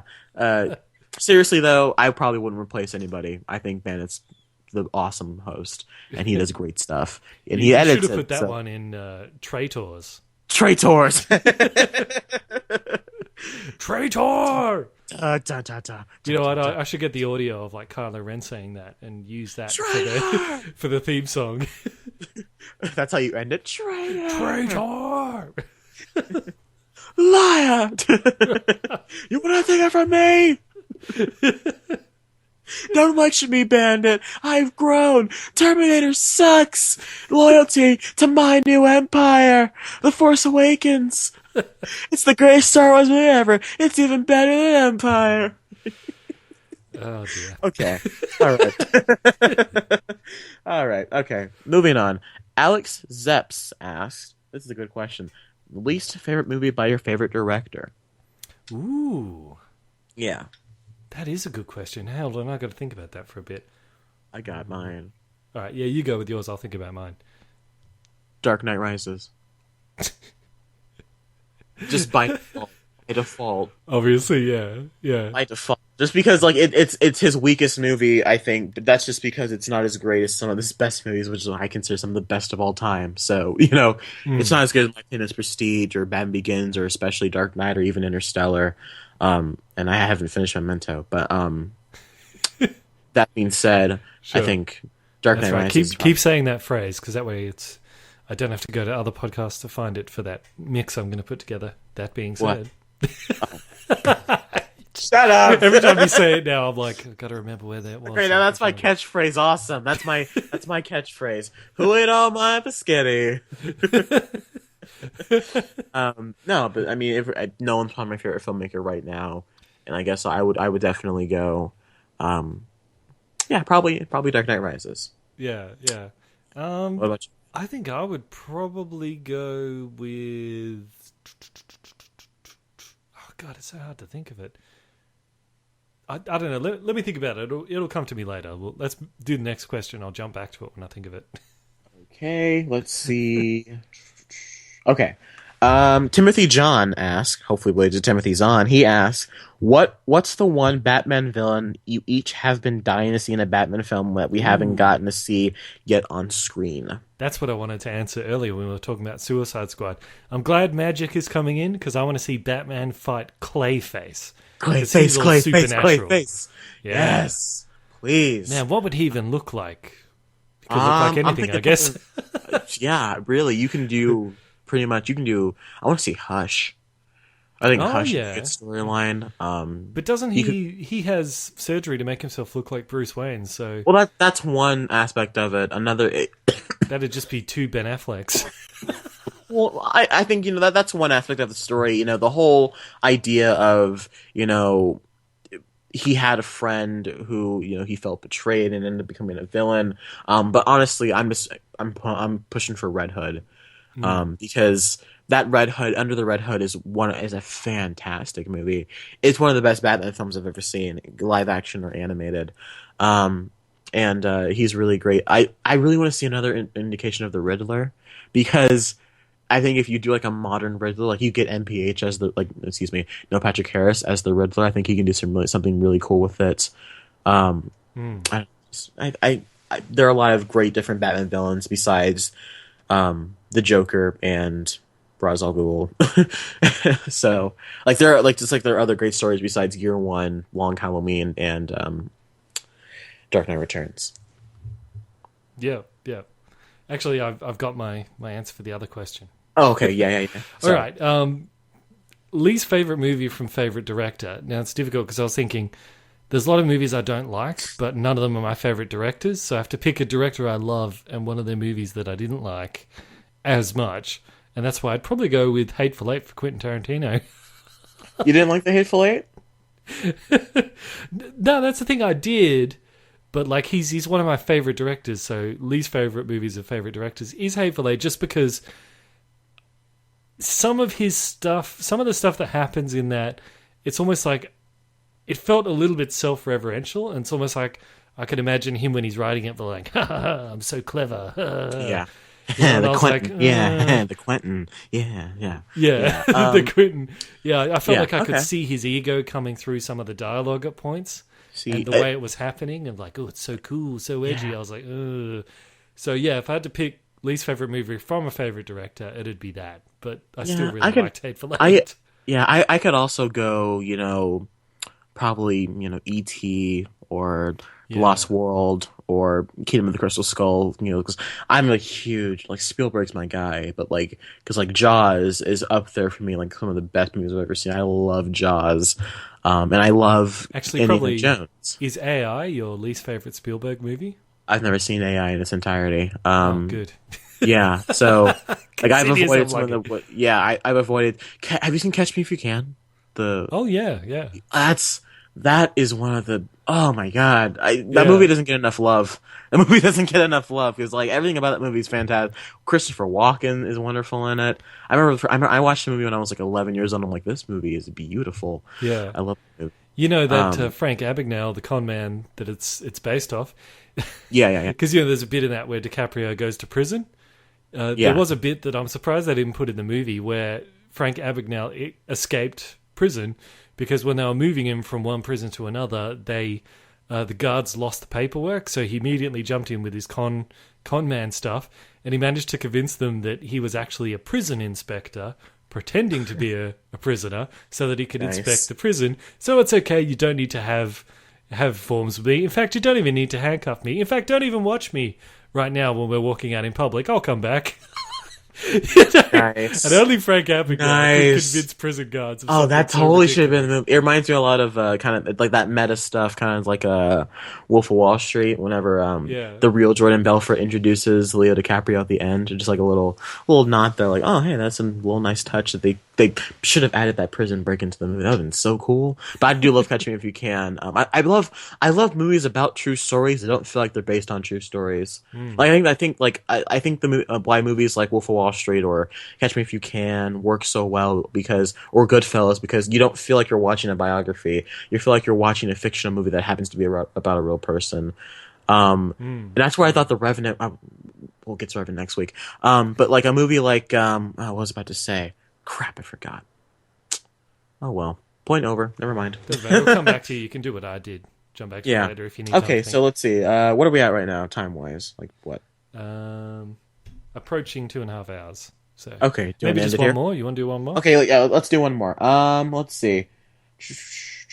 Okay, let's see. Let me find a quick one. Oh, I got one. Okay, I got one. Seb Petey asked, favorite and or best Australian film? Oh, I saw that question. I'm glad he brought it up. I've actually got a lot of different favorite Australian films, and since Trey, I know you're busy with catching up with Game of Thrones, so I don't want to give you any homework assignment. I instead want to give a homework assignment to any of our listeners who feel like doing this, because I'd be interested to hear feedback. Reverse homework? Yeah, this is optional homework. Everyone does optional homework, right? Extra credit. Extra credit. Okay, there's a couple of different Aussie movies I like. I like Chopper. I've heard about Chopper. Yeah. Yeah, that's got Eric Bana playing Chopper. Yeah. Again, based off a true story. That guy died, of cancer recently. There's a movie called Two Hands, which has a very young Heath Ledger. I've heard about Two Hands. Yep, yeah. And Rose Byrne as well. Ooh, if you don't know the name, you'll know the face when you see her. She's one of those that girls. She's been in all these Maura McTaggart from First Class, the wife in Neighbours. She's great. Yeah, actress. The wife in Neighbours. Yeah, speaking with a Aussie accent, like that's really good. Two Hands is really good. That's kind of like an Aussie Pulp Fiction or Lock, Stock, and Two Smoking Barrels. Oh, okay. It's kind of like yeah, that, okay. you know? All these Okay, different stories that those kind of movies. converge at the end. But the one I want to recommend for everyone is an Aussie movie called The Castle. This is a movie that probably no one outside of Australia knows, but inside Australia, it's hugely popular. And the reason I want to give it to homework assignment is to any of our listeners is because it's so popular in Australia because it makes so many jokes about Australian life, but it's like, I want to know if these are in-jokes that only, like, we think it's funny because we get them. So if there's our listeners out there who aren't American, want to go try to find The Castle, the Australian movie, maybe find it on Pirate Bay if you can't find it anywhere else. And not that I encourage that. This podcast is sponsored by Pirate Bay. And like that, we're taken off iTunes. Awesome. Great. But yeah, I'd love to hear people's feedback on our Facebook or Twitter pages. Just generally what they thought. Did they understand the jokes? Yeah, so I'd go with that. And now, what's your pick? Well, I think the Crocodile best one Dundee. I've seen, like made wise. Look, I haven't seen a lot. Okay, so don't hate me about this. No, it's fine. I'll go Mad Max Fury Road. I don't know if I can count that as like a true Australian movie. Oh yeah. It was made by an Australian guy, set in Australia. I guess we can call it an Australian movie. It was enough. great. It's fantastic. One of the best of the year for sure. Definitely deserves all its nominations. But in terms of a one that will stick with me for the rest of my life, The Babadook. I know it's recent. Yes. It's very recent, but it is an Australian movie, and I will never forget watching. Look, I'm getting freaked out. There we go again. I'm getting freaked out in my room again. There we go. I will never forget watching The Babadook. because movies, because if a movie is able to, like, all I have to do is like hear the name of the movie and start just like freaking out. That's how you know the movie's like hit me the right way. And so I think when I think of a movie like, what's the scariest movie you've ever seen? I'm like, well, there's The Conjuring, The Exorcist, and The Babadook, because Babadook freaked me out. It still does. So that's probably my favorite Australian movie is The Babadook. Yeah. Yeah. Also, another one, if people want to check out, there's a good Aussie flick called Animal Kingdom. It's pretty recent. It came out, I think, maybe a couple of years ago. And it's kind of a crime drama. It's like an Aussie version of The Town, like that. Oh, okay. I do love The Town. And it was actually filmed, like, I like it. Maybe it's because a lot of it was filmed, like, in the city where I used to live. So I'm like, oh, I know that street, or I live 2 blocks down from there. Which is rare. I'm sure Americans, they're always like, I know that street. But for me, that's rare to be able to see that in a movie. Nothing's ever shot in my town, so, you know. The author of Percy Jackson, those books, is from my hometown, yeah. Lovely San Antonio, Tejas. So, you know, represent. Even though he's a crappy author. Anyways, that's beyond the point. So for our listeners, anyone who wants to, that's your homework assignment, The Castle. I'll put a picture of it up on the Facebook and the Twitter. All right. Okay, so I guess that was a great discussion today, Bandit, on another episode of the Movie Mania. Isn't it great when we both agree on stuff? Yeah, I can't wait for next week. I'm excited for next week as well. Yeah. Thank you guys all for watching. This was another great episode of Movie Mania. Thanks for a discussion about Batman Begins. Check us out next week when we talk about The Revenant in all its spoilish and overrated detail. Bandit, where can people find you? Well, actually, we should probably shout out again. Check out the Film Brits podcast, and I was saving that until the end. I'll save you. I'll wait for you to do it then. But yeah, they can find me on YouTube and Facebook and Twitter as Bandit Incorporated, and they can find you. And they can finally got it right. And they can find me on Twitter, Facebook, and YouTube, all at the Trey Whitemore Podcast Media. Thank you guys for giving me some support and watching my stuff. I will get more videos out as soon as I can, but I'm busy with school and of course doing this podcast. And of course, thank you to Milan Jeftik for the artwork of the podcast. And of course, thank you very much to the guys with Film Brits, Trilby and Sam, both fantastic guys, both very talented people, both British, and they're both great to do a podcast with. And you know, whenever Trilby is able to get the podcast out, God bless him, he can get it done, because man, yeah. But it was a great discussion we were able to do, and please check those guys out. They did a lot of great work. So yeah, check us out next week when we talk The Revenant. Thank you all for watching. If the podcast with us isn't there yet, it should actually it should be there within the next day or so. It's probably going to be called Gangster Pumpkin. Yes, probably be the Gangster, name of the Gangster episode. Pumpkin. Which will make sense when you listen to Completely forgot about Gangster Pumpkin. Yeah. But we talk mostly just sort of like covering, the year of 2015 in movies. Oh, yeah. We talk about, some films that stood out to us. We also just talk about a lot of the big movie news that happened, so maybe anyways, great podcast. Go back and listen to it, guys. It's a lot of fun. So thank you all for watching our Movie Maniacs.